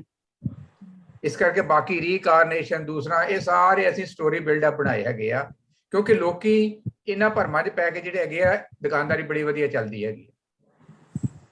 ਬਾਕੀ ਗੁਰਬਾਣੀ 'ਚ ਜਿੰਨਾ ਵੀ ਕਿਹਾ ਨਾ ਜਨਮ ਮਰਨ ਦੀ ਗੱਲ ਕੀਤੀ ਗਈ ਹੈ, ਉਹ ਸਾਡੇ ਇਸ ਜਨਮ ਵਿੱਚ ਵੀ ਅਸੀਂ ਡੇਲੀ ਹਜ਼ਾਰਾਂ ਵਾਰੀ ਆਤਮਕ ਤੌਰ ਤੇ ਮਰਦੇ ਹਾਂ ਔਰ ਜਿਉਂਦੇ ਹਾਂ। ਜ਼ਿਆਦਾ ਉਹਨਾਂ ਚੀਜ਼ਾਂ ਦੀ ਗੱਲ ਕੀਤੀ ਗਈ ਆ, ਕਿਉਂਕਿ ਅਸੀਂ ਪ੍ਰੈਜ਼ੈਂਟ ਸੁਧਾਰਨਾ ਵਾ। ਮਰਨ ਤੋਂ ਬਾਅਦ ਜੋ ਹੋ ਗਿਆ ਸਾਡਾ, ਉਹ ਸਾਡੇ ਨਾਲ ਹੋਣਾ ਵਾ। ਤੁਸੀਂ ਨੋਟ ਕਰ ਲਓ, ਕਈ ਬੰਦੇ ਕਈ ਬਿਮਾਰੀਆਂ ਨਾਲ ਮਰਦੇ ਜਾਂ ਕੀ, ਉਹਨਾਂ ਨੂੰ ਆਪਣੀ ਬੈਕਗਰਾਉਂਡ ਵੇਖਣੀ ਪੈਣੀ ਹੈ ਕਿ ਮੈਂ ਬਚਪਨ 'ਚ ਕੀ ਕਰਦਾ ਸੀ, ਕੀ ਖਾਂਦਾ ਸੀ, ਕਿਸ ਤਰ੍ਹਾਂ ਸੌਂਦਾ ਸੀ, ਕਿਸ ਤਰ੍ਹਾਂ ਸੋਚਦਾ ਸੀ। ਇਹ ਸਾਰੀਆਂ ਸਾਡੀਆਂ ਜਿੰਨੀਆਂ ਸਾਡੀਆਂ ਸਰੀਰ ਦੇ ਨਾਲ ਬਿਮਾਰੀਆਂ ਡਿਵੈਲਪ ਹੁੰਦੀਆਂ ਨਾ, ਇਹ ਸਾਡੀ ਇੱਕ ਇੱਕ ਐਕਸ਼ਨ ਨਾਲ ਰਿਲੇਟਡ ਆ। ਔਰ ਜੋ ਅਕਾਊਂਟ ਸੈਟਲ ਹੋਣੇ ਸਾਰੇ ਇੱਥੇ ਹੀ ਹੋਣੇ ਆ। ਕੁਝ ਹੋ ਸਕਦਾ ਇਮੀਡੀਏਟ ਹੋ ਜਾਣ, ਕੁਝ 10 ਸਾਲ ਬਾਅਦ ਹੋਣੇ, ਕੁਝ 20 ਸਾਲ ਬਾਅਦ, ਕੋਈ 50 ਸਾਲ ਬਾਅਦ। ਇਸ ਕਰਕੇ ਸਾਨੂੰ ਪ੍ਰੈਜ਼ੈਂਟ ਸੁਧਾਰਨਾ, ਗੁਰਬਾਣੀ ਸਾਨੂੰ ਪ੍ਰੈਜ਼ੈਂਟ ਸੁਧਾਰਨ ਦਾ ਕਿਹਾ। ਮਰਨ ਤੋਂ ਬਾਅਦ ਸਾਨੂੰ ਕੁਝ ਨਹੀਂ ਪਤਾ ਕੀ ਹੋਣਾ ਵਾ। ਸਾਰੇ ਸਟੋਰੀਆਂ ਬਣਾਈਆਂ ਗਈਆਂ ਔਰ ਭਰਮ ਭੁਲੇਖੇ ਪਾਏ ਗਏ। ਇਸੇ ਕਰਕੇ ਗੁਰਬਾਣੀ 'ਚ ਮਰਨ ਤੋਂ ਬਾਅਦ ਨਹੀਂ ਗੱਲ ਕੀਤੀ ਗਈ। ਔਰ ਜੇ ਅਵਤਾਰ ਦਾ ਲਫ਼ਜ਼ ਹੈ ਨਾ, ਅਵਤਾਰ ਨਾ ਜਾਣੇ ਅੰਤ, ਪਾਰ ਬ੍ਰਹਮ ਬੇਅੰਤ। ਕਿਉਂਕਿ ਅਵਤਾਰ ਅੰਤ ਨਹੀਂ ਜਾਣਦਾ, ਪਾਰ ਬ੍ਰਹਮ ਬੇਅੰਤ ਹੈਗਾ ਵਾ। ਇਸ ਕਰਕੇ ਸਾਨੂੰ ਅਵਤਾਰ ਦੀਆਂ ਸਟੋਰੀਆਂ 'ਚ ਪਾ ਕੇ ਇਹ ਭਰਮ ਭੁਲੇਖਿਆਂ 'ਚ ਰੱਖਿਆ ਗਿਆ ਤਾਂ ਜੋ ਦੁਕਾਨਦਾਰੀ ਚੱਲਦੀ ਰਹੇਗੀ। ਹੁਣ ਪਹਿਲਾਂ ਮੈਂ ਉਹ ਗੱਲ ਕੀਤੀ ਸੀ ਨਾ ਕਿ ਕਿਹੜੀ ਚੀਜ਼ ਸਟੋਰੀਆਂ ਜਿਹੜੀਆਂ ਸੈਲ ਈਜ਼ੀਲੀ ਹੁੰਦੀਆਂ। ਇੱਕ ਸੀਰੀਅਲ ਟੀਵੀ ਦਾ ਹਜ਼ਾਰਾਂ ਲੋਕੀ ਵੇਖਣ ਜਾਂਦੇ, ਪੈਸੇ ਦੇ ਕੇ ਵੀ ਜਾਂਦੇ, ਪਿਕਚਰਾਂ ਵੇਖਣ ਜਾਂਦੇ ਆ। ਪਰ ਜੇ ਇਸ ਤਰ੍ਹਾਂ ਇਹੋ ਜਿਹਾ ਪ੍ਰੋਗਰਾਮ ਹੈ ਫ੍ਰੀ 'ਚ ਹੈਗਾ, ਕੋਈ ਨਹੀਂ ਜਾਂਦਾ, ਕਿਉਂਕਿ ਲੋਕਾਂ ਨੂੰ ਮਾਨਸਿਕ ਤੌਰ ਤੇ ਉਹ ਚੀਜ਼ ਪਾ ਦਿੱਤੀ ਗਈ ਹੈ। ਔਰ ਇਹ ਵੀ ਸਾਡੇ ਮਾਨਸਿਕ ਤੌਰ ਤੇ ਸਾਡੇ ਦਿਮਾਗ 'ਚ ਪਾ ਦਿੱਤੀ ਗਈ ਹੈ। ਹਰ ਮਰਨ ਵੇਲੇ ਜਿਹੜਾ ਹੈਗਾ ਵਾ, ਇਹੋ ਹੀ ਕਹਿੰਦੇ ਆ ਨਾ ਅਰਦਾਸ ਤੋਂ ਬਾਅਦ, ਹਾਂਜੀ ਇਹਨਾਂ ਨੇ ਆਪਣੇ ਚਰਨਾਂ 'ਚ ਨਿਵਾਸ ਦੇਣਾ। ਹੁਣ ਕੀ ਸਾਡੀ ਐਪਲੀਕੇਸ਼ਨ ਦੇਣ ਨਾਲ ਉਹਦੇ ਹੋ ਸਕਦਾ ਵਾ? ਉਹ ਬੰਦਾ ਹੋ ਸਕਦਾ 2 ਘੰਟੇ ਪਹਿਲਾਂ ਮਰਿਆ, ਜਾਂ 10 ਘੰਟੇ ਪਹਿਲਾਂ, ਜਾਂ 10 ਦਿਨ ਮਰਿਆ, ਜਾਂ ਸਾਲ ਪਹਿਲਾਂ ਮਰਿਆ ਵਾ। ਅੱਜ ਅਸੀਂ ਸਾਡੇ ਆਫਿਸ 'ਚ ਐਪਲੀਕੇਸ਼ਨ ਜਿਹੜੀ ਹੈਗੀ ਆ, ਜੇ 100 ਸਾਲ ਬਾਅਦ ਪਾਓ, ਮਤਲਬ ਸਾਲ ਬਾਅਦ ਪਾਓ, ਤੇ ਉਹ ਨਹੀਂ ਆਫਿਸ 'ਚ ਇੱਕ ਟੇਬਲ ਤੋਂ ਦੂਸਰੇ ਟੇਬਲ ਤੇ ਜਾਂਦੀ, ਤੇ ਕੀ ਇਹ ਐਕਸਪੈਕਟ ਕਰ ਲਈਏ ਗਾਲਪੁਰ ਦੇ? ਉੱਥੇ ਤੇ ਗੱਲ ਕੀਤੀ ਕਰਮੀ ਆਪੋ ਆਪਣੀ ਕੇ ਨੇੜੇ ਕੇ ਦੂਰ। ਜਿਹੋ ਜਿਹੇ ਕਰਮ ਕੀਤੇ ਸੀ ਉਹਨੂੰ ਉਹਦੇ ਜਾ ਕੇ ਮਿਲ ਜਾਣਾ ਵਾ। ਪ੍ਰੈਜ਼ੈਂਟ ਸਟੇਸ਼ਨ 'ਚ ਵੀ ਉਸ ਤੋਂ ਬਾਅਦ ਜੇ ਐਂਡ ਹੋ ਗਿਆ, ਐਂਡ ਤੋਂ ਬਾਅਦ ਕੀ ਹੋਣਾ ਵਾ ਕੁਛ ਨਹੀਂ ਕਹਿ ਸਕਦੇ। ਇਹ ਸਾਡੇ 'ਚ ਭਰਮ ਭੁਲੇਖੇ ਪਾਏ ਗਏ ਆ, ਤਾਂ ਜੋ ਅਸੀਂ ਇਹਨਾਂ ਭਰਮ ਭੁਲੇਖਿਆਂ 'ਚ ਰਹੀਏ, ਉਸ ਬਾਰੇ ਸੋਚੀਏ ਮਰਨ ਤੋਂ ਬਾਅਦ ਕੀ ਹੋਣਾ ਵਾ, ਪ੍ਰੈਜ਼ੈਂਟ ਨਾ ਸੋਚੀਏ। ਔਰ ਜੇ ਮਹਾਕਾ ਕਰਮ ਹੋਏ ਪਿਤਰੀ ਦੇ, ਅੱਗੇ ਵਸ ਸਿਆਣੀ ਪਿਤਰੀ ਚੋੜ ਕਰੇ, ਵੜੀਏ ਹੱਥ ਦਲਾਲ ਕੇ ਮੁਸਬੀਏ ਕਰੇ। ਗੁਰੂ ਮਹਾਰਾਜ ਤੇ ਕਹਿੰਦੇ ਦਲਾਲ ਦੇ ਹੱਥ ਵੜ ਦੋ। ਅਸੀਂ ਗ੍ਰੰਥੀਆਂ ਕੋਲੋਂ ਅਰਦਾਸ ਕਰਾਈ ਜਾਂਦੇ ਹਾਂ। ਗੁਰਬਾਣੀ ਉਹਨਾਂ ਦੇ ਹੱਥ ਵੱਢਣ ਵਾਸਤੇ ਗੱਲ ਕਰ ਰਹੀ ਹੈ, ਪਰ ਅਸੀਂ ਉਹਨੂੰ ਪੈਸੇ ਦੇ ਕੇ ਅਰਦਾਸ ਕਰਾਈ ਜਾਂਦੇ ਕਿ ਸਾਡਾ ਸਿਆਜ ਜਿਹੜਾ ਹੈਗਾ ਵਾ ਭਲਾ ਹੋ ਜਾਊਗਾ, ਉੱਪਰ ਜਾ ਕੇ ਕੁਝ ਮਿਲ ਜੂਗਾ। ਜਾਂ ਗੁਰਦੁਆਰਿਆਂ 'ਚ ਅਸੀਂ ਵੀ ਜਿਹੜਾ ਹੈਗਾ ਵਾ ਉਹ ਸਰਾਧ ਕਰਦੇ ਸੀਗੇ, ਅਸੀਂ ਰਜਾਈਆਂ ਜਾਂ ਹੋਰ ਭਾਂਡੇ ਵੰਡਣੇ ਸ਼ੁਰੂ ਕਰ ਦਿੱਤੇ। ਗੱਲ ਹੈਗੀ ਹੈ ਕਿ ਭਰਮ 'ਚ ਹੀ ਪਏ ਹੈਗੇ। ਜਿੰਨੀ ਦੇਰ ਅਸੀਂ ਭਰਮ ਨੂੰ ਨਹੀਂ ਤੋੜਦੇ ਉਨੀ ਦੇਰ ਤੱਕ ਇਹ ਗੱਲ ਨਹੀਂ ਬਣਨੀ। ਔਰ ਗੁਰਬਾਣੀ 'ਚ ਬੜੀ ਇੱਕ ਸੁੰਦਰ ਸ਼ਬਦ ਹੈ, ਪਹਿਲਾ ਵਸ ਸਿਆਣ ਕੇ ਤਾਂ ਕੀਤੇ ਵਪਾਰ। ਜਿੰਨੀ ਦੇਰ ਤੱਕ ਹਰੇਕ ਦੇ ਦਿਮਾਗ 'ਚ ਅਸੀਂ ਇਹ ਗੱਲ ਨਹੀਂ ਪਾਉਂਦੇ ਕਿ ਜੋ ਤੂੰ ਕਰ ਰਿਹਾ ਵਾ ਵਾਕਈ ਇਹਨੂੰ ਪਛਾਣ ਲਿਆ ਵਾ ਵਪਾਰ ਕਰਨ ਵਾਸਤੇ, ਜੀਵਨ ਦੇ ਵਪਾਰ ਕਰਨ ਤੇ, ਜੇ ਤੇ ਤੈਨੂੰ ਫਾਇਦਾ ਹੋਇਆ ਕਰ, ਜੇ ਨਹੀਂ ਫਾਇਦਾ ਹੋ ਰਿਹਾ ਤੇ ਇਹਨੂੰ ਪਹਿਲਾਂ ਵੈਰੀਫਾਈ ਕਰ ਲਾ, ਔਰ ਵੈਰੀਫਾਈ ਕਰਨ ਤੋਂ ਬਾਅਦ ਜੇ ਤੈਨੂੰ ਲੱਗਦਾ ਫਾਇਦਾ ਵਾਕਈ ਹੈਗਾ ਵਾ ਫਿਰ ਕਰ ਲਾ।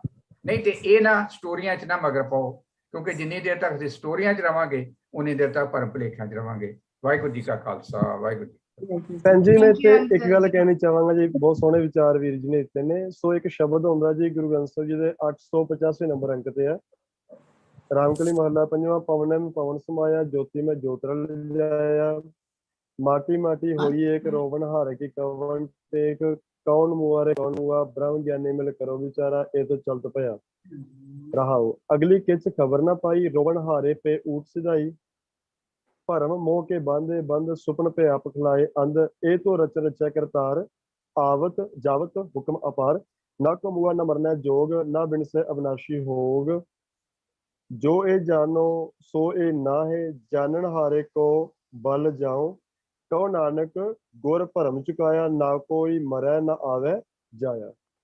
ਸੋ ਇਹ ਸ਼ਬਦ ਦੇ ਅਰਥ ਤੁਸੀਂ ਜ਼ਰੂਰ ਪੜ੍ਹਨਾ ਜੀ। ਸੋ ਜਿਹੜੀ ਗੱਲ ਡਾਕਟਰ ਸਾਹਿਬ ਨੇ ਕੀਤੀ ਹੈ ਇਹ ਸ਼ਬਦ ਦੇ ਵਿੱਚ ਬਿਲਕੁਲ ਗੁਰੂ ਅਰਜਨ ਸਾਹਿਬ ਜੀ ਨੇ ਕਲੀਅਰ ਕੀਤੀ। ਧੰਨਵਾਦ ਜੀ। Waheguru ji Khalsa, Waheguru ji. Thank you uncle जी, मैं पढ़ूंगी शब्द, नाले मम्मा ने भी दस्या सी मेरे शब्द मैं पढ़ूंगी कहूंगा। ਵੈਲਕਮ। ਹਾਂਜੀ ਵੀਰ ਜੀ, ਸਾਰਿਆਂ ਦਾ ਬਹੁਤ ਬਹੁਤ ਧੰਨਵਾਦ ਵੀਰ ਜੀ। ਇਹ ਕਹਿੰਦੀ ਕਿ ਮੈਂ ਅੰਕਲ ਜੀ ਨਾਲ ਕੋਲ ਪੁੱਛਣਾ ਹੈ। ਮੈਂ ਕਿਹਾ ਜ਼ਰੂਰ।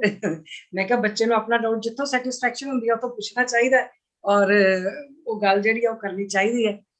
ਤੇ ਆਪਣੇ ਵਿਚਾਰ ਜਿਹੜੇ ਬਹੁਤ ਵਧੀਆ ਰਹੇ। ਬਾਕੀ ਗੱਲ ਫਿਰ ਉੱਥੇ ਹੀ ਆਉਂਦੀ ਆ ਕਿ ਅਸੀਂ ਹਰ ਵਾਰੀ ਇਹ ਗੱਲ ਕਹਿ ਦਿੰਦੇ ਆ ਕਿ ਇੰਨੇ ਸਭ ਜਾਣੇ ਗੱਲਾਂ ਕਰਦੇ ਆ ਕਿ ਅਸੀਂ ਇੰਨੇ ਕੁ ਜਾਣੇ ਆ ਜਾਂ ਕੀ ਹੋਣਾ ਚਾਹੀਦਾ, ਕਿਵੇਂ ਹੋਣਾ ਚਾਹੀਦਾ। ਬੇਨਤੀ ਹੈ ਸਾਰਿਆਂ ਨੂੰ ਹੱਥ ਜੋੜ ਕੇ ਕਿ ਪਲੀਜ਼ ਇਹ ਜਿਹੜਾ ਮੈਸੇਜ ਆ ਇਹ ਅੱਗੇ ਤੋਂ ਅੱਗੇ ਭੇਜੋ, ਤੇ ਕੋਸ਼ਿਸ਼ ਕਰੋ ਕਿ ਬੱਚੇ ਜਿਹੜੇ ਨੇ ਸਾਡੇ ਬੱਚੇ 12 13 14 15 ਸਾਲ ਦੇ ਜਿਹੜੇ ਬੱਚੇ ਨੇ ਉਹਨਾਂ ਨੂੰ ਇਸ ਫੋਰਮ ਤੇ ਲੈ ਕੇ ਆਓ, ਤਾਂ ਕਿ ਅਸੀਂ ਬੱਚਿਆਂ ਨੂੰ ਜਿਹੜਾ ਵਾ ਉਹ ਸ਼ੁਰੂ ਤੋਂ ਜਿਹੜੀ ਇਹ ਗੁਰਤੀ ਦੇ ਸਕੀਏ, ਬੱਚਿਆਂ ਨੂੰ ਸਿਖਾ ਸਕੀਏ, ਬੱਚਿਆਂ ਨੂੰ ਅਸੀਂ ਅੰਦਰੋਂ ਸਿੱਖ ਬਣਾ ਸਕੀਏ। ਇਹ ਸਾਡਾ ਫੋਰਮ ਇਸੇ ਵਾਸਤੇ। ਅਸੀਂ ਆਪਸ ਦੇ ਵਿੱਚ ਵਿਚਾਰ ਕਰਦੇ ਹਾਂ, ਠੀਕ ਹੈ, ਉਹਦਾ ਵੀ ਬਹੁਤ ਸਾਨੂੰ ਲਾਭ ਹੁੰਦਾ ਹੈ ਕਿ ਆਪਸ ਦੇ ਵਿਚਾਰ ਕਰਕੇ ਸਾਨੂੰ ਕਈ ਗੱਲਾਂ ਦਾ ਪਤਾ ਲੱਗਦਾ ਹੈ, ਕਈ ਸਾਡੇ ਭਰਮ ਭੁਲੇਖੇ ਨਿਕਲਦੇ ਨੇ। ਪਰ ਕੋਸ਼ਿਸ਼ ਫਿਰ ਉਹੀ ਹੈ ਕਿ ਸਾਡੇ ਬੱਚੇ ਜਿਹੜੇ ਨੇ ਜਿੰਨੀ ਦੇਰ ਤੱਕ ਅਸੀਂ ਉਹਨਾਂ ਨੂੰ ਐਸੇ ਫੋਰਮਾਂ ਤੇ ਨਹੀਂ ਲੈ ਕੇ ਆਉਂਦੇ ਉਨੀ ਦੇਰ ਤੱਕ ਗੱਲ ਬਣਨੀ ਨਹੀਂ। ਅਸੀਂ ਆਪਣਾ ਜ਼ੋਰ ਜ਼ਰੂਰ ਲਾਈ ਜਾਂਦੇ ਹਾਂ, ਪਰ ਜਿੰਨੇ ਜਾਣੇ ਅੱਜ ਅਸੀਂ ਇੱਥੇ ਹੁਣ ਜੇ 18 ਜਾਣੇ ਆ, 19 ਆ, 20 ਆ, ਕਿੰਨੇ ਵੀ ਆ, ਤਾਂ ਅਗਲੇ ਹਫਤੇ ਕੋਸ਼ਿਸ਼ ਕਰੀਏ, ਹੋਰ ਨਹੀਂ ਤੇ ਘੱਟੋ ਘੱਟ ਆਪਣੇ ਛੋਟੇ ਭੈਣ ਭਰਾਵਾਂ ਨੂੰ ਜਾਂ ਆਪਣੇ ਬੱਚਿਆਂ ਨੂੰ ਨਾਲ ਲੈ ਕੇ ਬੈਠੀਏ, ਉਹਨਾਂ ਨੂੰ ਕਹੀਏ ਆਓ ਬੱਚਿਓ ਬੈਠੋ, ਉਹ ਕੁਐਸਚਨ ਕਰਨ, ਜੈਸਾ ਵੀ ਕਰਨ, ਕੋਈ ਗੱਲ ਨਹੀਂ, ਜਿਸ ਤਰ੍ਹਾਂ ਦੇ ਵੀ ਕੁਐਸਚਨ ਕਰਦੇ ਨੇ, ਆਖਰ ਉਹਨਾਂ ਦੇ ਮਨ ਦੇ ਭੁਲੇਖੇ ਦੂਰ ਹੁੰਦੇ ਨੇ, ਭਰਮ ਦੂਰ ਹੁੰਦੇ ਨੇ, ਉਹਨਾਂ ਨੂੰ ਜ਼ਰੂਰ ਲੈ ਕੇ ਬੈਠੀਏ ਤਾਂ ਕਿ ਇਹ ਸ਼ਿਕਾਇਤ ਨਾ ਰਹਿ ਜੇ ਜੀ ਬੱਚੇ ਗੁਰਦੁਆਰੇ ਮੱਥਾ ਟੇਕਣ ਨਹੀਂ ਜਾਂਦੇ, ਸਾਨੂੰ ਜ਼ਬਰਦਸਤੀ ਲੈ ਕੇ ਜਾਣਾ ਪੈਂਦਾ। ਇਹ ਕਹਿਣਾ ਨਾ ਪਵੇ ਸਾਨੂੰ। ਬੱਚਿਆਂ ਨੂੰ ਜੇ ਅਸੀਂ ਐਸੀਆਂ ਫੋਰਮਾਂ ਤੇ ਲੈ ਕੇ ਆਵਾਂਗੇ ਤੇ ਜ਼ਰੂਰ ਕਰਨਗੇ। ਮੈਂ ਗੁਰਜੋਤ ਸਿੰਘ ਵੀਰ ਜੀ ਨੂੰ ਸਪੈਸ਼ਲ ਬੇਨਤੀ ਕਰਾਂਗੀ, ਕਿਉਂਕਿ ਬੱਚਿਆਂ ਦੀਆਂ ਕਲਾਸਾਂ ਲਗਾਉਂਦੇ ਨੇ, ਤੇ ਵੀਰ ਜੀ ਤੁਸੀਂ ਪਲੀਜ਼ ਜਿੰਨੇ ਵੀ ਬੱਚਿਆਂ ਨੂੰ ਇਹ ਲਿੰਕ ਭੇਜ ਸਕੋ ਉਹਨਾਂ ਨੂੰ ਕਹੋ ਵੀ ਇਸ ਫੋਰਮ ਤੇ ਆ ਕੇ ਨਾਲ ਜੁੜੋ। ਤੁਸੀਂ ਆ ਵੀਰ ਨਿਰਮਲ ਸਿੰਘ ਜੀ ਆ, ਯਾਦਵਿੰਦਰ ਸਿੰਘ ਆ, ਤੁਸੀਂ ਪਲੀਜ਼ ਨਾਲ ਆਪਣੇ ਉਹਨਾਂ ਬੱਚਿਆਂ ਨੂੰ ਲੈ ਕੇ ਆਓ ਜਿਹੜੇ ਤੁਹਾਡੇ ਕੋਲ ਕਲਾਸਾਂ ਲੈਂਦੇ। ਸਾਰਿਆਂ ਦਾ ਬਹੁਤ ਬਹੁਤ ਧੰਨਵਾਦ, ਔਰ ਸਾਰੇ ਜਾਣਿਆਂ ਨੂੰ ਜੀ ਵੀਰ ਅਗਲੇ ਹਫਤੇ ਫਿਰ ਇਸੇ ਟਾਈਮ ਤੇ ਇਹੋ ਹੀ ਦਿਨ ਇਹੋ ਹੀ ਟਾਈਮ ਜ਼ਰੂਰ ਸਾਰੇ ਜਾਣੇ ਆਪਾਂ ਫਿਰ ਇਸ ਤਰ੍ਹਾਂ ਹੀ ਮਿਲਾਂਗੇ ਤੇ ਰਲ ਮਿਲ ਬੈਠ ਕੇ ਬਹਿ ਸਖੀਆਂ ਜਸ ਗਾਵੇ ਗਾਵਣ ਹਾਰੀਆਂ, ਫਿਰ ਆਪਾਂ ਸਖੀਆਂ ਦੀ ਤਰ੍ਹਾਂ ਬੈਠ ਕੇ ਇੱਥੇ ਜਿਹੜੇ ਜਸ ਆ ਗੁਰੂ ਦੇ ਉਹ ਗਾਈਏ ਤੇ ਉਹਦੇ ਤੋਂ ਸਿੱਖ ਕੇ ਆਪਣਾ ਜੀਵਨ ਜਿਹੜਾ ਹੈ ਉਹ ਸਚਿਆਰ ਬਣਾਈਏ। ਆਓ ਜੀ ਫਤਿਹ ਨਾਲ ਸਾਂਝ ਪਾਈਏ। ਆਖੋ ਜੀ ਵਾਹਿਗੁਰੂ ਜੀ ਕਾ ਖਾਲਸਾ, ਵਾਹਿਗੁਰੂ ਜੀ ਕੀ ਫਤਿਹ।